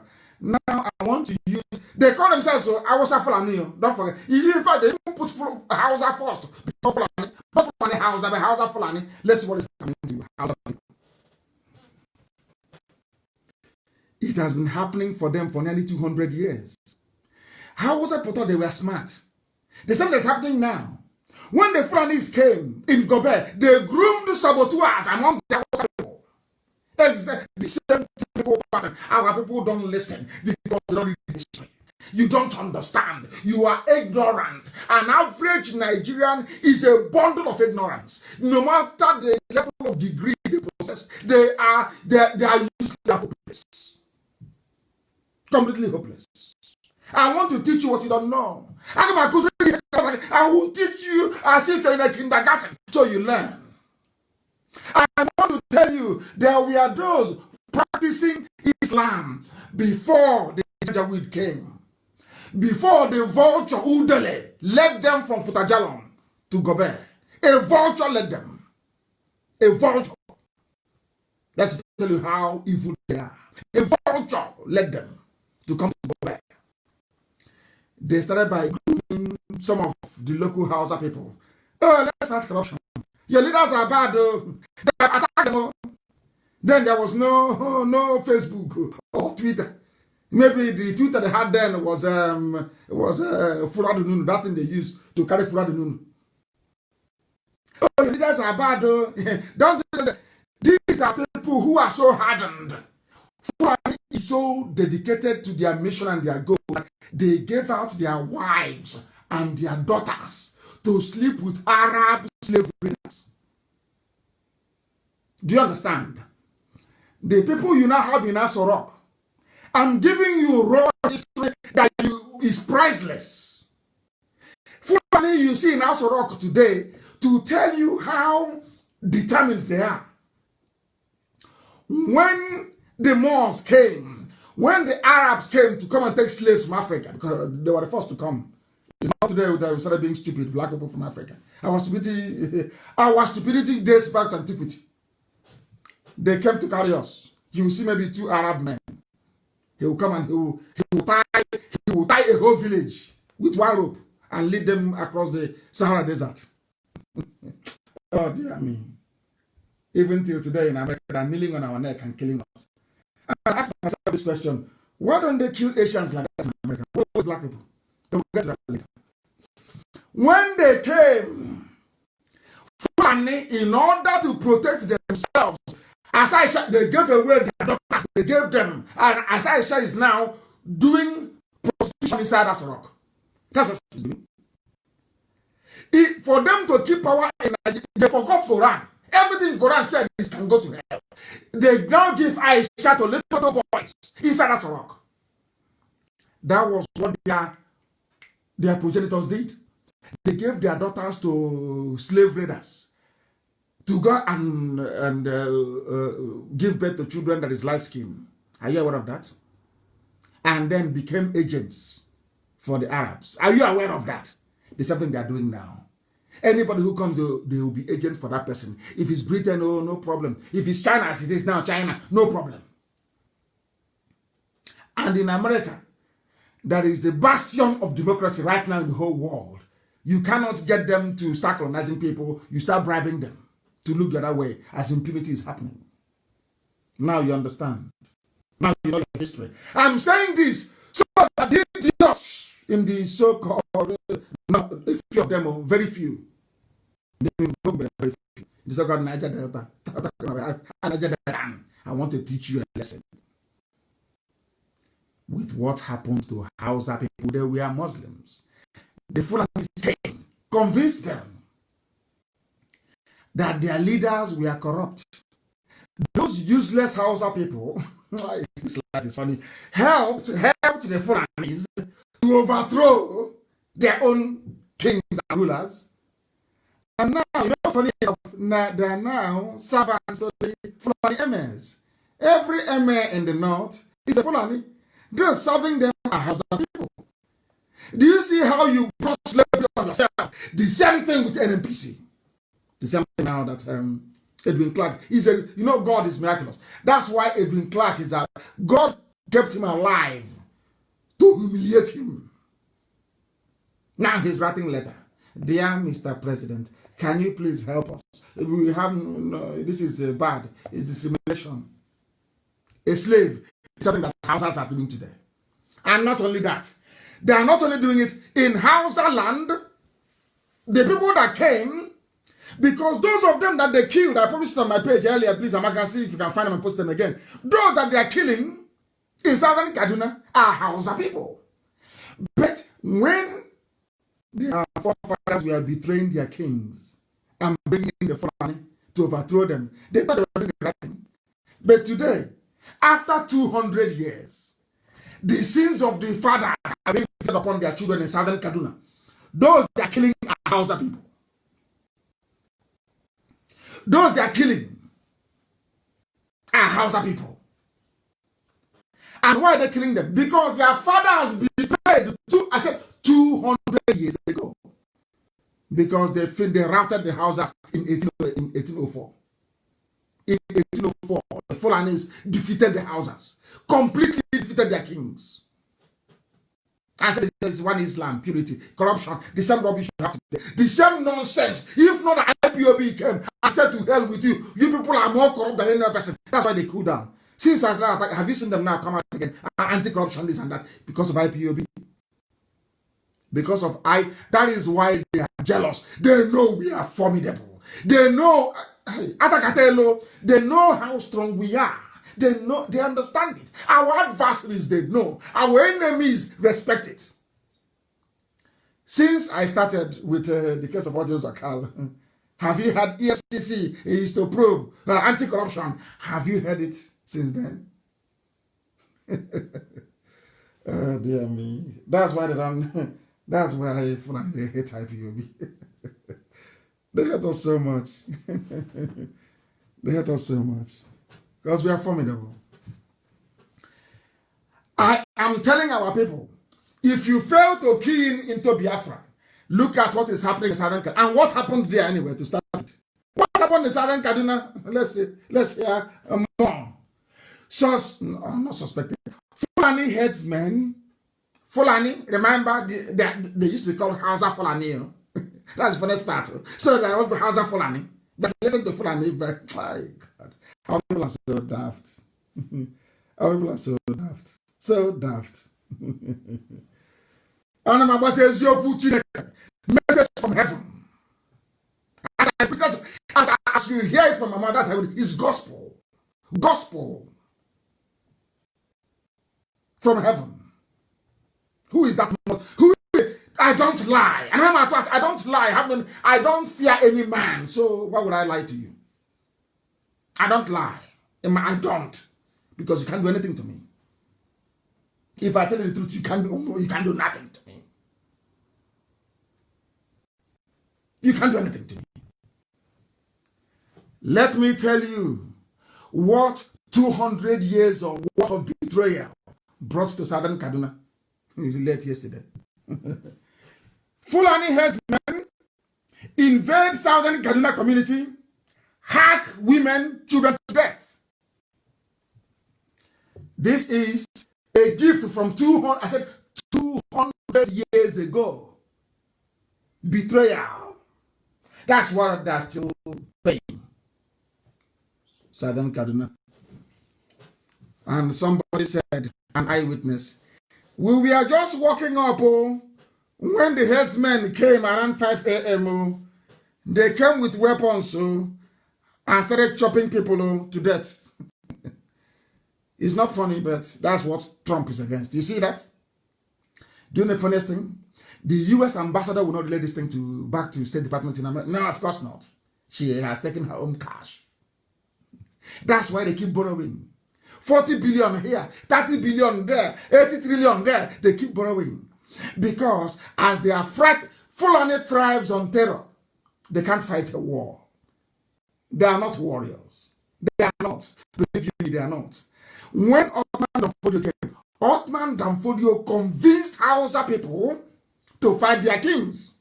The Fulanis never fought the heavy monarchies of the Hausas. That is why I make the Hausa race is a very good race. They are good people. I keep saying it morning, noon, and night. Hausa people are good. Very, very good. Arguably the best people in West Africa. Hausa people are very good people. By nature, they are good. If you see any bad Hausa person, no, there is a Fulani blood in that person. No Fulani is nearby. Hausa people are good. Very good. Now, we are foolish 200 years ago to have allowed the Fulani to come to defeat their kings. Today, they are paying. They are being hacked. Hacked to be... This is evil. Fulani. And you say to a British diplomat, can't you see what is happening? Oh, no, it's water scarcity in the Sahel. And I said to the man, this terrorist put a knife to somebody's throat. He said, no, it's water resources. I thank God that Trump has listened and has done something about it. And we're not going to rest there because they'll be pumping more money to officials of State Department. They'll be pumping more money. They will hire even far more formidable consultants. They will do that. They will go to PR agencies. They do everything. The CNN, their budget will increase. Look at the death of one man in America. The whole world is at a standstill. But people are being slaughtered every day like chicken. Every blessed day. Every day. Not one single protest. Not one. And when IPOB come out, he just, I think it's, you're protesting. You want to be killed. You're protesting. Go and bring your children to protest. You see, people. But nobody's asking those protesting all over the world, oh, go and bring your children now. Do you see the way a black man reasons? Do you see how warped? Do you see why we are slaves? Do you see why black? Because of the way we reason. The way a black man reasons is astonishing. Astonishing.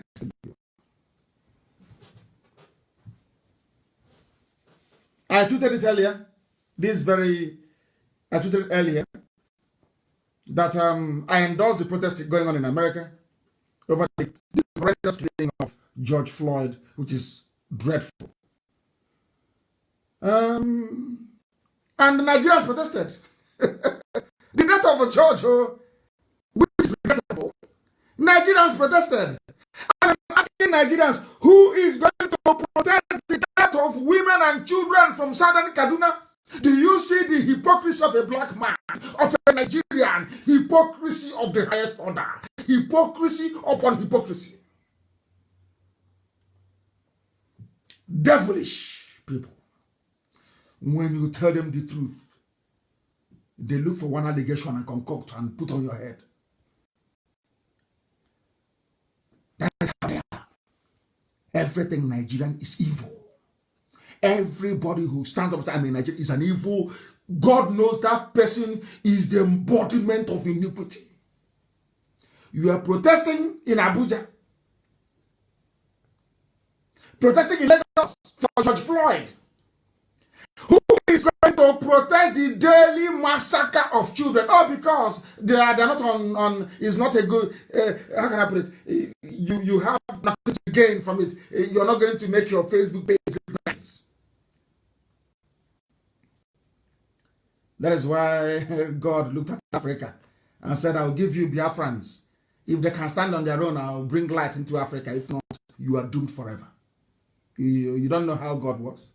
Don't you know? God saw black Africa and said, you people are evil. But I will pity you. It's just like a diamond encrusted with death and mud. Go and look for it and wash it clean. That's what Biafra has to do. Without Biafra, you're all in darkness. From generation to generation, you're finished. Yeah, Nigerians protest at U.S. Embassy in Abuja. Can you believe that? When people are dying every day, every blessed day, George Floyd was killed, sadly, of course, by a law enforcement officer. But every day in your zoo, somebody is being shot dead at checkpoints for no reason. And you have not protested. Hey, this is black people. Black people. Oh dear me. Oh dear me. Oh dear me. This we never learn. How can we? Do you know that there are people in our land selling, people in our village selling land to Fulani for Ruga? They gave Mietiala 100 billion and they're spending it very wisely. They have their CEO everywhere.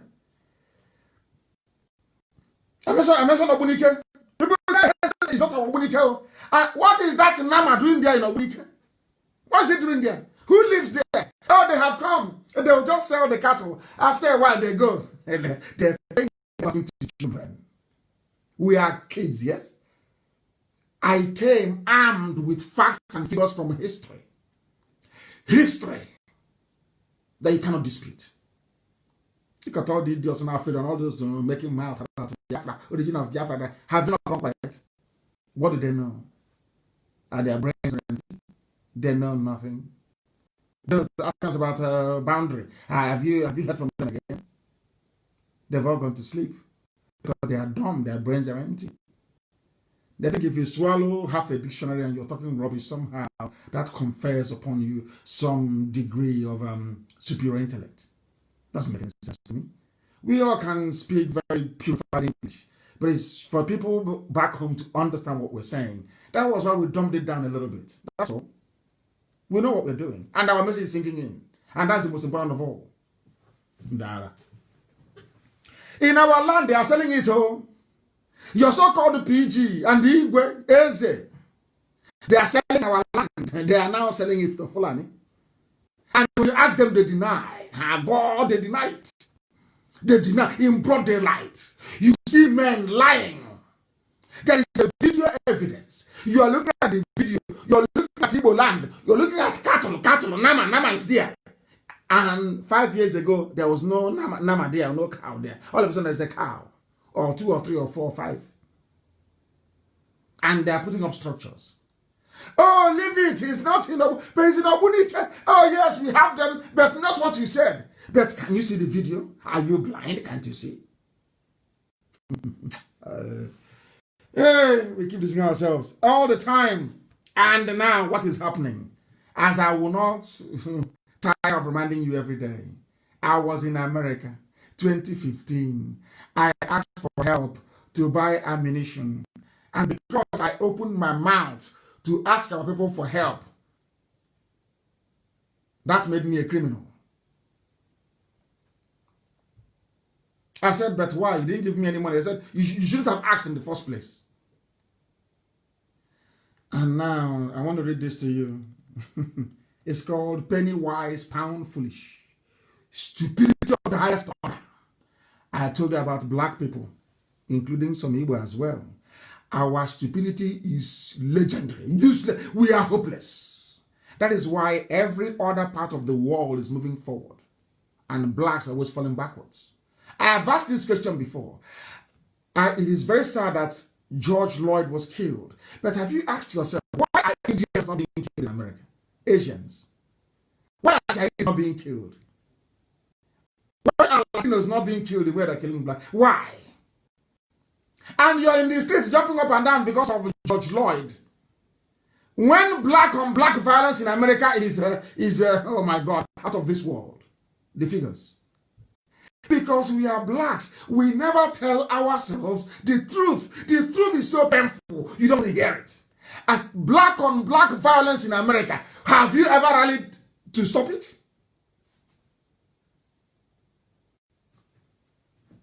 Because of the way we reason.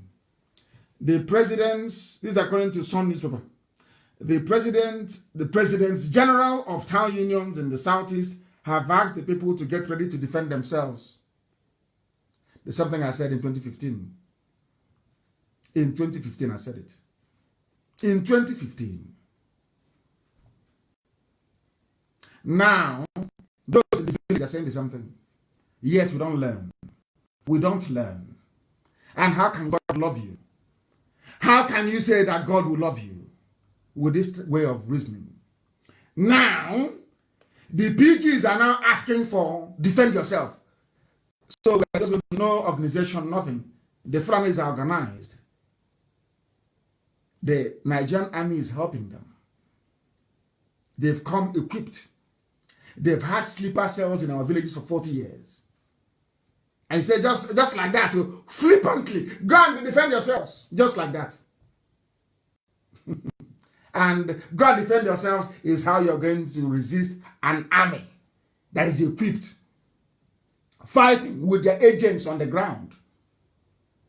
With their agents on the ground.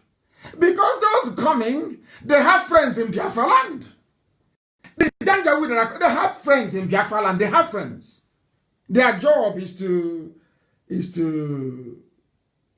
divert your attention away from what really matters. With trivia, more or less. With nonsense. And some of you fall for it. They are gimmicks, they are games. They fall for it. You fall for it, rather. And that's why we are where we are today. Defend yourself.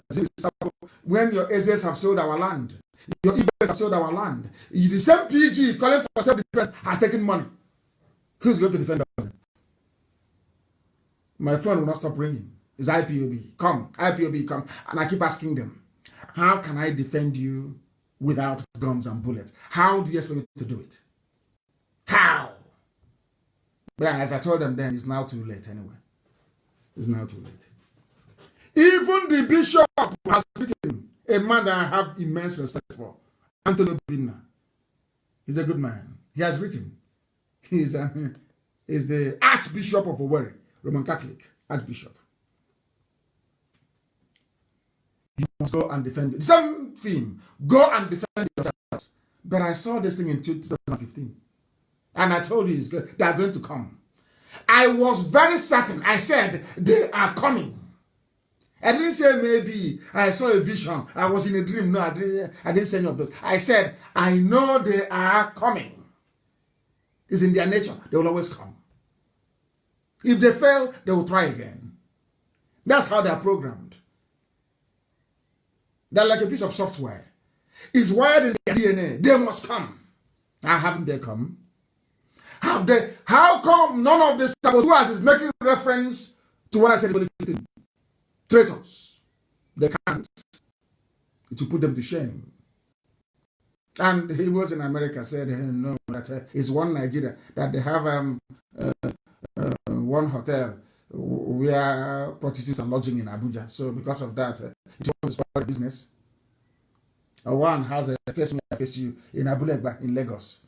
So why should I support Biafra or defend our home? But it has come. And I feel sorry for you. You are pompous and you're up. Why won't I be arrogant?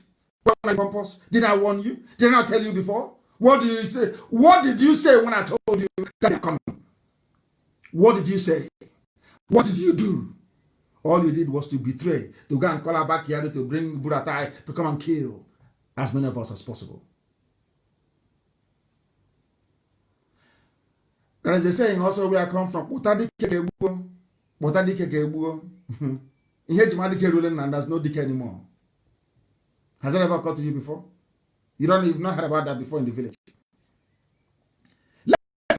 Let's kill the hero. Let's drown. Something that requires a hero to defend people has come. Now you start running around looking for a hero to defend you. You want to go to war with the Janjaweed. There is no general. You have no general and you want to go to war. Or you want somebody who works with them to lead you in battle. Like Afonja did in Ilorin. The pig is Afonja. You don't know? So you are stupid, you don't know? Somebody raised as a child of heaven. All of a suddenly you convert. Somebody from Biafra land converting to Islam. Come on, there is something wrong with you. Then you have an identity crisis. You don't know who you are. You don't know who you are. You know who you are. We must keep educating them. We have to. You are asking, you know how, let me, I said I will shred the zoo tonight. From everywhere. I'm not sparing anybody. Because it's the truth. Have you ever wondered why Iguacha Enugu Express Road is not motorable? Have you ever wondered why you cannot travel from Enugu to Onitsha? Have you? Do you know how many times the contracts for Owerri to Onitsha Road was awarded? Do you know why Owerri Road hasn't been built? Do you think they were not awarded? Is that what you think? Do you see that? I know there is marginalization. I know that. Do you think all these years, even when Jonathan was there, that no money was given for Enugu-Iguacha Expressway? The money was given. The people you call your leaders, they ate the money. But they're not criminals, so. No, of course they're not. But the person who is saying to you, prepare, Fulanis are coming, is a criminal. But the person that took the money meant for the reconstruction of Iguacha to Enugu Expressway is your leader. Do you know who took the money? Do you know? He's a crime. So you don't know. So he's our leader. Why you say? But he was the one. You claim he's your leader, but he was the one that pocketed the money meant for Enugu to Iguacha Express Road. Why can't you understand? He was part of the people that took the money for Enugu to Onitsha. Are you deaf? Are you blind? Are you foolish? But he's your leader. He's an elite. He's your Igbo leader. Do you see why blacks are a bit strange, especially from Africa? They're a bit funny. Everything is upside down. Everything is upside down. Somebody said he's your representative. He is in the Senate. Money was allocated to build a road. They took the money, they put it in their pocket. He comes back to the village. He says he's your leader and you're hailing him. I'm asking you, are you not insane? Are you not foolish? Anytime you're traveling, having accidents and dying on the Enugu-Iguacha Express Road, it's a premado that is the cause of it. Or you don't know. Or you pretend you don't know.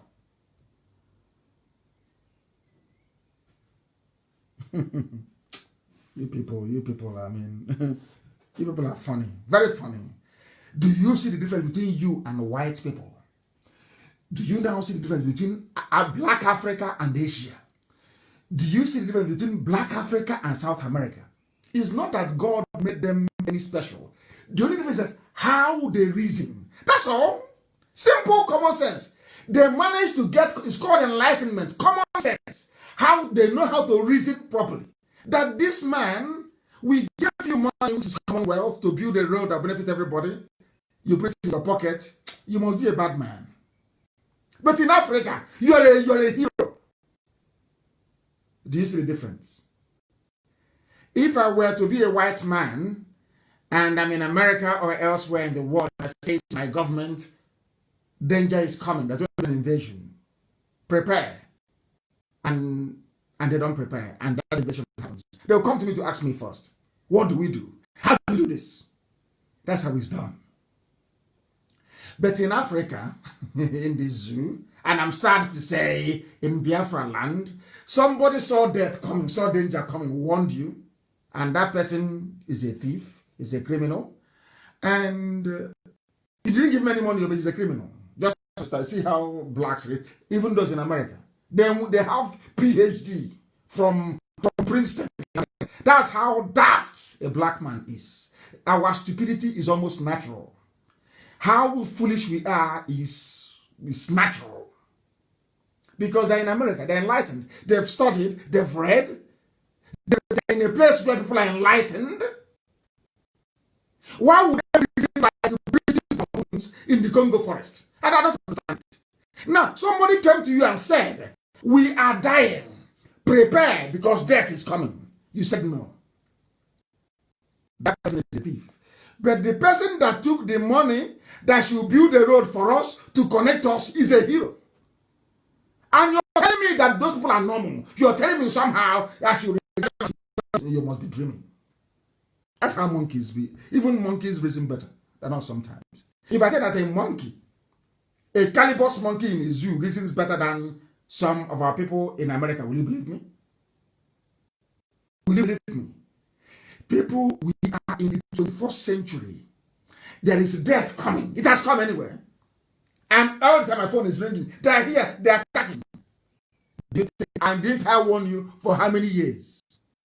That Yoruba churches will put you into trouble. Did I warn you? They will condition your brain. As they are killing you, you will see it, but you can't do nothing. Did I not warn you? Did I not warn you about Yoruba media? Did I not warn you? They will be slaughtering you. That was my friend is Kayode. We went to school at Ogogomaiko. But they'll be killing you. Kayode will not talk about it. Don't you know that? Don't you know?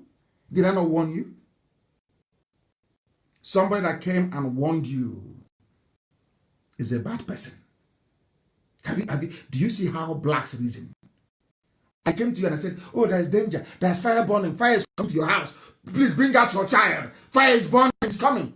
You say, oh, no, you're a thief. No, I won't come out. You're a thief. And then you saw the arsonist, people pouring petrol or whatever, and inflammable liquid and accelerant to burn. Now, when the thief now came, set the house on fire, you know, say, hey, I tell you, thank you very much. You're a good man. You're a leader. Hey, black people from Africa, God forbid. God. Such stupidity we possess is incredible. Incredible stupidity. You're protesting for George. Look at that woman slaughtered in Southern Kaduna. Who protests for her? Black people. Africa. And you want God. You are full of hypocrisy. Hypocrite. Instead of you to come out and say, oh, please, we are sorry. Namdeka, oh, we apologize. We are sorry. We are foolish. You try to cover up your foolishness. You want us to give you our money. They're done in your village. You know the funny thing about now? We are writing all our history, measuring all your names. So when in time to come, the same way we remember Ifajina, we will write all your names down and say, these are the Sabo. You and your lineage cannot come to Biafra land to start with. It doesn't matter how much mouth you make on Facebook. It doesn't matter how much mouth you make. You can't come home. You cannot. Not now. Not tomorrow. Not ever. Go to any court in the world and say, oh, I was living in America and my people were dying. I did nothing. And when they fought and died, I went to go home. And they said no.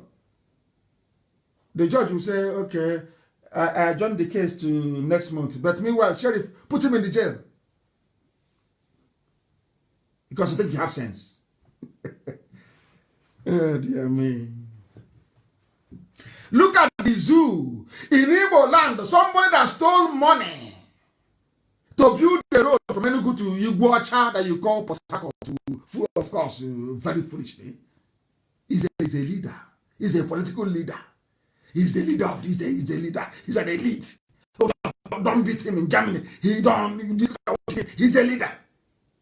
But when you drive along the road, you don't ask yourself, why is the road so bad? It's bad because somebody ate the money. He took all the money. And he's a leader. The same way they voted for Abiola. Abiola defrauded Nigeria. In the next few days, you will do June 12th. You public holiday for somebody who was a thief. Onyoshi, a thief. In broad daylight, but he's your leader. But all the young Yorubas fighting for freedom, you insult them. Oh, you're begging us for money now. Shebi, you know, see. Aye. This UG black. But Abiola that stole money. Forged certificate, forged the check. From 40 million to 400 million, you cannot see it. There is nothing wrong with it. Now you know. Can't you see that you're not black for nothing? Perhaps a bit of ignorance here and there and stupidity here and there. Can't you see it? There are young Yoruba people, young men vibrant, fighting for liberation. And you're calling Tinubu your leader. Tinubu is your leader. Alexander the Great conquered the world at the age of 33. Jesus Christ, Yeshua, conquered his enemies at the age of 33. Hey, he's a young man, he's a young man. But when these people were in power as the white man left, they were all in their early 20s, all of them. Nobody called them that time a young boy or small boy. It's only in a... Because we are daft, very daft. Black people, we are... Let us be honest with ourselves, we are useless. Let's be honest. Stop all this stupid sentiment, useless sentiment. Let's stop being stupid and reason. Reason, for goodness sake. Stop all this your hopeless sentiment. Do you know how whites fought to be all they are today? Simple thing they did was just to reason. Enlightenment that started with the Medicis in Florence in Italy. Simple thing. We must subject everything to reason. Reason. Why was it possible, instead of them to say, oh, we are sorry, we made a mistake. Oh, how was it possible that MNK came to America, told us the Flanders are coming, we didn't do anything about it? Why, instead of that, you know, a black mind is devilish and black. You twist it. Because you're evil. You are evil, you twist. And we want God to love you and to bless you. You must be drunk. They steal your money. International thief stole your money, but in June 12th, you remember Abiola? He's publicly dead. It's June 12th, but the man was a criminal.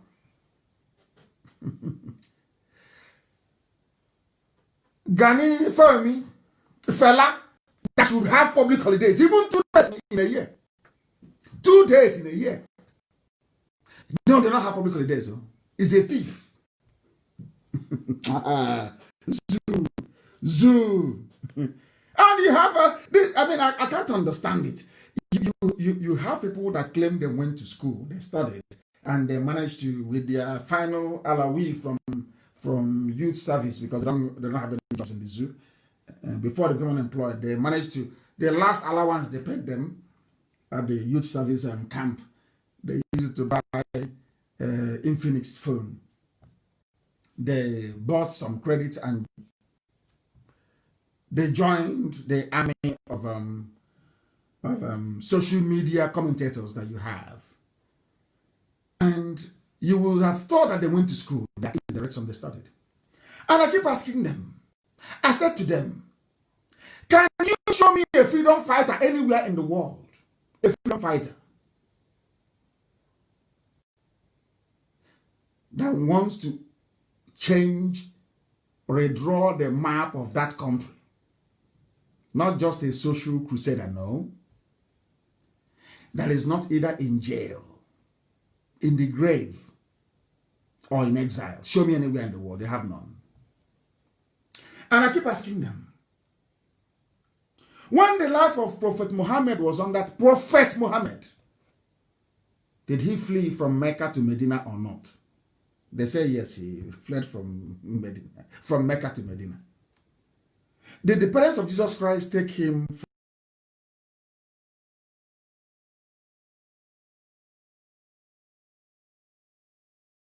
King Herod? They said yes. Did Moses flee from the life of Pharaoh? They said yes. Did Nelson Mandela flee from South Africa to come to Igbo land? They said yes. Then what is the problem? But because they are black, their brain is black, and they are evil. They always manage to turn everything good. That is why blacks are poor all over the world. Individually, you may have made it, but as a group, you're still nothing. That is why when you go, the washing of plates, the sweeping of streets, the greatest jobs we do. Do you know why? Anyway, I've told you, haven't I? Somebody came. What happened to him was that I saw again since a long time ago.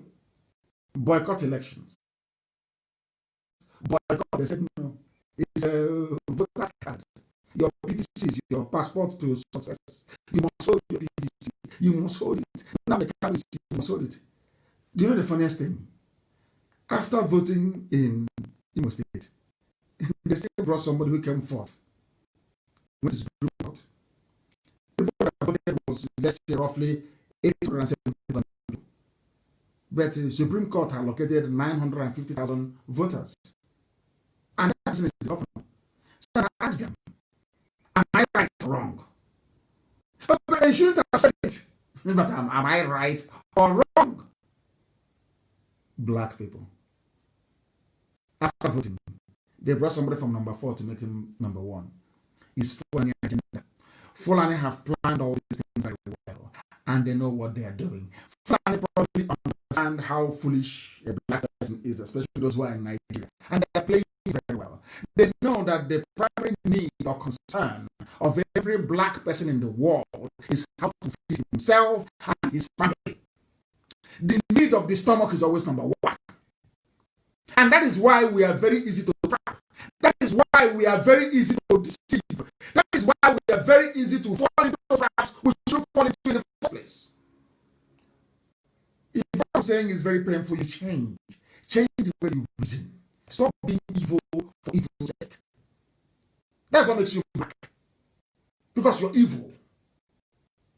Show me the black country that is doing well in the world. I say name one. Of course, I raise my hands to Rwanda. If you can sustain it, that is. Name one country. Begging for food, asking for handouts, begging America for aid, begging EU for aid. Are you not ashamed? You don't have no shame? You don't have any shame? Unbelievable. Unbelievable. And fighter anywhere in the world. You get up, you enter a taxi, you go to shopping center, you go to shopping mall. My friend, you are deceiving yourself and the idiots around you. You are not a freedom fighter. Mad people everywhere. Don't vote, you voted. Now they do this from number 4. Don't vote, you said you're voting. Now there is no Buhari, there is no Shibaja, no one to be found, no good at I. You can't ask questions. You cannot ask. You cannot. How can you ask? How can you ask? Very, very sad indeed. Our people must change. You must change. Nobody hates anybody. You must change. You must change. We've been preaching this thing time and time and time and time again. Because it seems to me we have limitless supply of traitors. And you'll be shocked. In Biafra land, at least we have 30% of the population are traitors. 30%. If I tell you what is happening in my village, you will not believe it. In the way I come from, you believe it.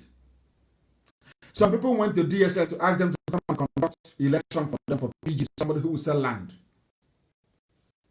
Because I'm not home, and I just buried my father in February. All they care about is how do we sell land. So they couldn't succeed. They now went to they wrote and they went to DSS. For DSS of all people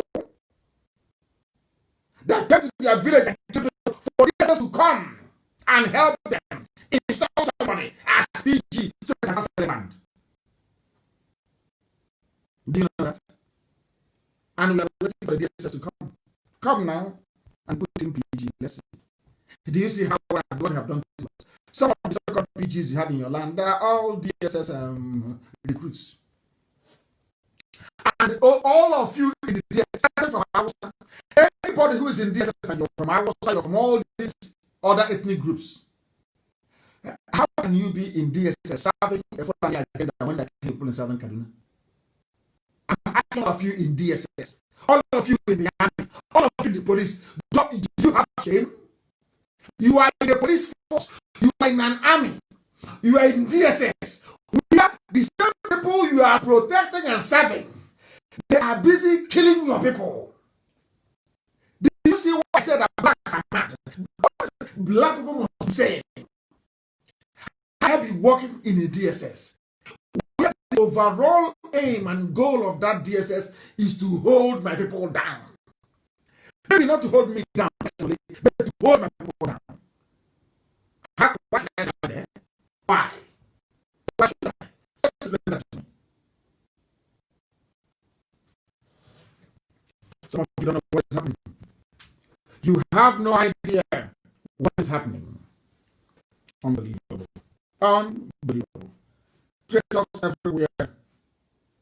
And to tell you how the traitors work, it really surprised me why you must be afraid of anybody from the south who is a Muslim. They are deadly. They are deadly. And why do I say this? The only Yoruba person to come out publicly to condemn Amotekun is a Yoruba Muslim. They are the ones that the Fulanis to use. They are the first port of call. Because something binds them together. Their religion. Their loyalty. You people don't read. I said before, the supreme leader of Islam in Nigeria is the Sultan. So just like Roman Catholicism and the Pope. If the Pope were to come down today in Onisha or in Anambra, for instance, and say, don't do Biafra anymore, I am sure almost half of the Catholic population in Anambra will follow the Pope. I'm being honest with you, that's how it is. Are you telling me that a Muslim who recognizes the Sultan as his leader will now come and fight against an army sent by the Sultan? Is that possible? It's simple common sense. That is why in Yoruba land, the person that spoke up against Amotekun and Oduduwa Republic is a Yoruba Muslim. You people you don't know. Some of you cannot read between the lines. You don't know. The Muslim rights concern said that Muslims, listen, Muslims in the southwest region of Nigeria will not be part of Federal Republic. Muslims, as I've been telling you, are from a Lauren Kwara, as I've been warning you from day one, that when the chiefs are down, they align with Sokoto. That is why any Biafran politician counting on an alliance with Yoruba, you are a fool. You are a fool, because Yoruba Muslims, they are very prominent. Like Tinubu, they will always go with Fulani. They will always go because Fulani are their masters.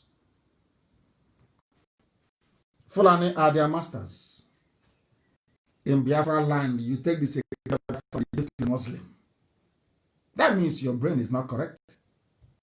It's not. Of course, it's not correct. It's not. They planted these people. That is what they do. They plant them in your communities. So as the army is marching, they have somebody on the ground. You're driving a convoy to ShopRite to go and buy ice cream. And you're fighting the government of that place. You're not ashamed to come out and say you're a freedom fighter. Mad people everywhere. Group of Muslims in Yoruba land said, we don't want to do the well. His name is Ishaq Akintola. The same thing almost sounds as a Prophet Akintola, who is doing a very good job. Doing a fantastic job. There are a whole bunch of Yoruba young radicals who are now out to liberate the land from the shackles of slavery, of Fulani domination and hegemony. But do you know who they sent? Yoruba man. Muslim. We Yoruba Muslims, so we are not part of exactly what Hausa peasants did in the north. And today there's no more Hausa. It's a Fulani template. They perfected it over the centuries. Perfection. And that's what I'm doing with some idiots in Biafra land, in the coast. You are a Muslim, lead an army of God. You of the Most High. And you're Muslim.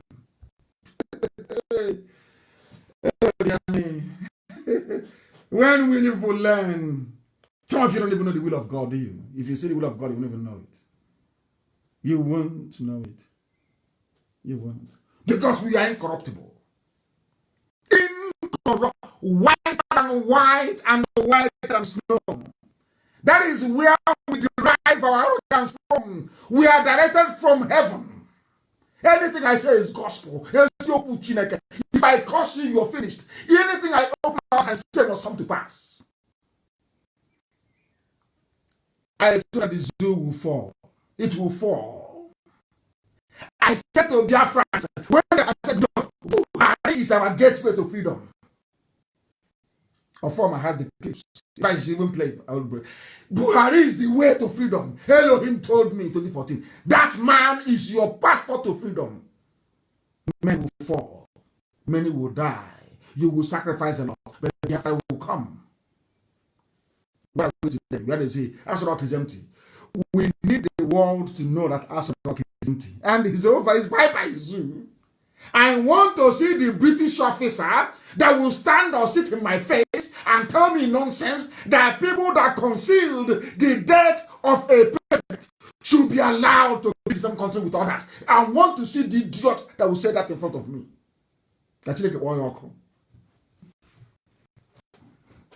When we do things in the spirit, you don't know. How can you know anyway? The zoo is sunk. It is finished. It's finished. No amount of sabo implant can work. Plant as many sabos as you like. It can never work. Borrow every money in the world. Today they have approved another loan, 22.7 billion. Borrow all the money in the world. Every diplomat. Buy every weapon from China. If I say we are going, we are going. You are about to witness a miracle that IPOB survived till now. Managed to be lobbying at the center of power on Capitol Hill in USA, paying all our consultants in 3 continents of the world is a miracle on its own. I'm telling Fulani, waste all your money. Fulani, waste every money you have. Aisha, pour out your billions. Waste it. Waste your son's stolen, the money you stole for your son. All of you waste all your money in the north. Biafra will come. And you know me very well. I'm not very modest. As Biafra is coming, I'll be telling you. Can you see it is coming? Try all you can to stop it. Yet you cannot. Do you know why I do those things? It's to let you know that is with us. IPOB is not the creation of man. It is divine. That is why it is indestructible by man. And that is why we are under oath. Under oath to heaven, not to man. To be the best we can be every blessed day. I thank all of you for listening this evening. We have short past the 2 hours I had envisaged before we commenced. I would only encourage you that if you're not on Twitter, you must go on Twitter very imminently. If you're not on social media, you must come on Facebook. I love the battles and I love the fight. It's amazing. I love it. Because we always win. At the end of the whole process, as we won yesterday, as the criminals accepted yesterday, they took money from us, and there is no feeling better than that. It's amazing. It's a very beautiful feeling. I love to fight. And that's how we're going to fight for Biafra for 75 years. Once Biafra is proclaimed, we will work in Biafra land day and night, 24 hours every blessed day for 75 years, non-stop. Every day, we will walk around the clock. At night time, we put on the floodlights. Our roads, our bridges, our schools, every blessed day, we will work for 24 hours for 75 years. We won't be around for 75 years, 2 o'clock. But they won't forgive us. They will not forgive us. We can forgive our enemies, but those to come cannot forget our achievement. That is why we are special.